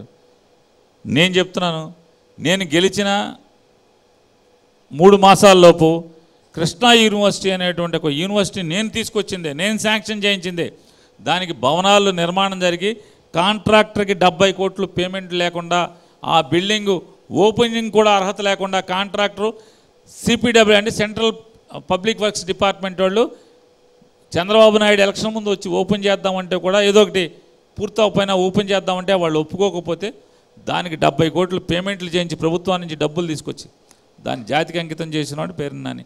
దాంతో మొదలుపెట్టి మచిలీపట్నంలో దాహార్తిని తీర్చాం, మచిలీపట్నం మున్సిపాలిటీలో.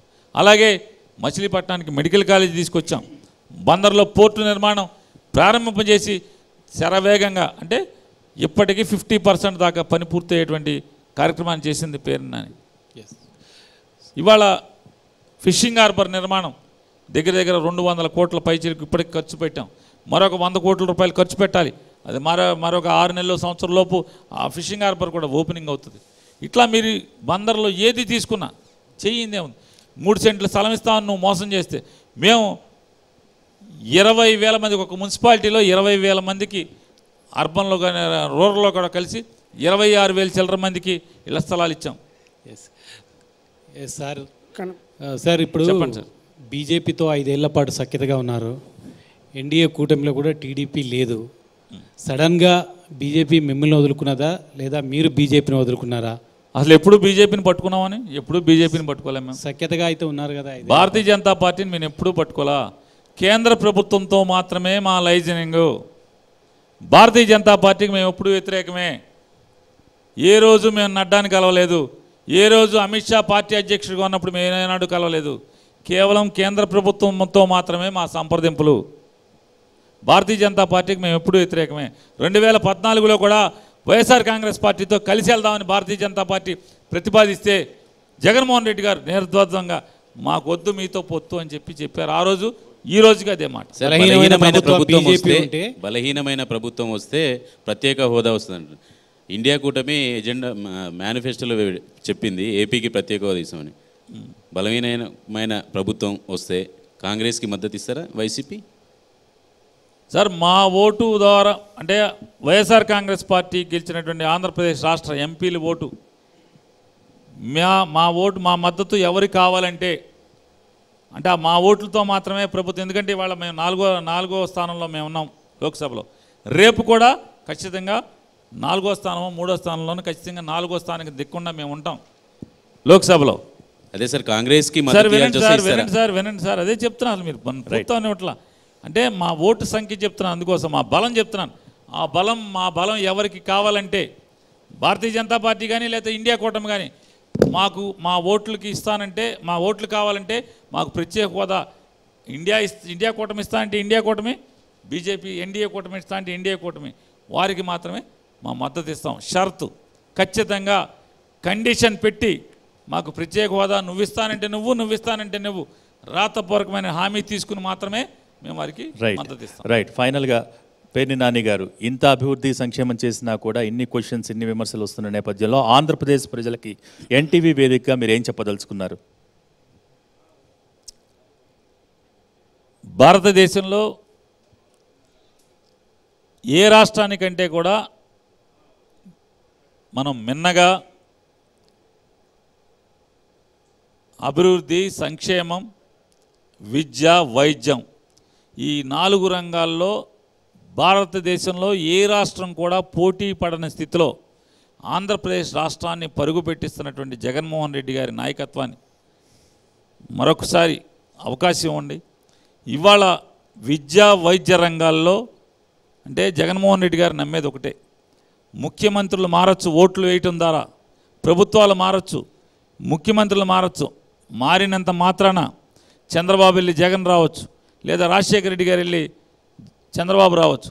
వ్యక్తులు ముఖ్యమంత్రులుగా మారినంత మాత్రాన ఈ రాష్ట్రంలోని పేదరికంలో ఉన్నటువంటి ఏ కుటుంబంలో పేదరికం పోవటం జరిగేది కాదు.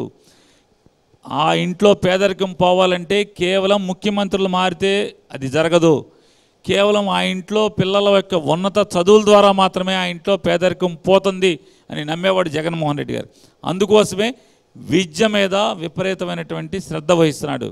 కాబట్టి ఈ రాష్ట్రంలో పేదరికం పోవాలంటే ఆంధ్రప్రదేశ్ రాష్ట్రంలో ప్రతి ఇంట్లో బాగా చదువుకున్నటువంటి కూలికి వెళ్ళే అవకాశం ఉండకుండా భవిష్యత్తులో మరో 10 ఏళ్లలో 15 ఏళ్లలో కూలి పనులకు వెళ్ళే అవకాశం లేకుండా ప్రతి ఇంట్లో ఉన్నత చదువులు చదివినటువంటి పిల్లలు ఉండాలి. డబ్బున్న వాళ్ళ పిల్లలతో పోటీపడి ఉద్యోగాలు గెలిచే పరిస్థితి పేదవాడి ఇంట్లో కూడా, పేదవాడి పిల్లల్లో కూడా కావాలంటే ఖచ్చితంగా జగన్మోహన్ రెడ్డి మళ్ళీ గెలవాల్సినటువంటి అవసరం ఈ రాష్ట్రానికి ఉంది. కాబట్టి మరొకసారి జగన్మోహన్ రెడ్డి గారిని గుండెల్లో పెట్టుకుని మరొకసారి ఆశీర్వదించమని చెప్పని, ఇప్పటికీ ఈ 5 ఏళ్లలో మీ ఇంటికి మంచి జరిగితే మాత్రమే నన్ను బలపరచమని చెప్తున్నాడు. ఖచ్చితంగా మరొకసారి మీరు ఆలోచించుకుని ఈ 5 ఏళ్ళు ఏం జరిగింది, రాబోయే 5-10 సంవత్సరాల్లో జగన్ ఉంటే ఈ రాష్ట్రానికి ఏం జరుగుతుందో అన్నీ ఆలోచించుకుని ఖచ్చితంగా మంచి నిర్ణయం తీసుకుని జగన్మోహన్ రెడ్డి గారిని బలపరచమని మీ అందరినీ కూడా ప్రార్థిస్తున్నాం. Right. Thank you so much Perni Nani గారు. ఈరోజు ఎన్టీవీ ప్రేక్షకుల తరపున అలాగే మా టీం ఎన్టీవీ తరపున క్వశ్చన్ అవర్లో పాల్గొన్నందుకు, సమాధానాలు ఇచ్చినందుకు ధన్యవాదాలు. ఇది ఈనాటి క్వశ్చన్ అవర్. తిరిగి రేపు మరో రాజకీయ నేతతో క్వశ్చన్ అవర్ కార్యక్రమంలో మళ్ళీ కలుసుకుందాం. Stay tune to NTV.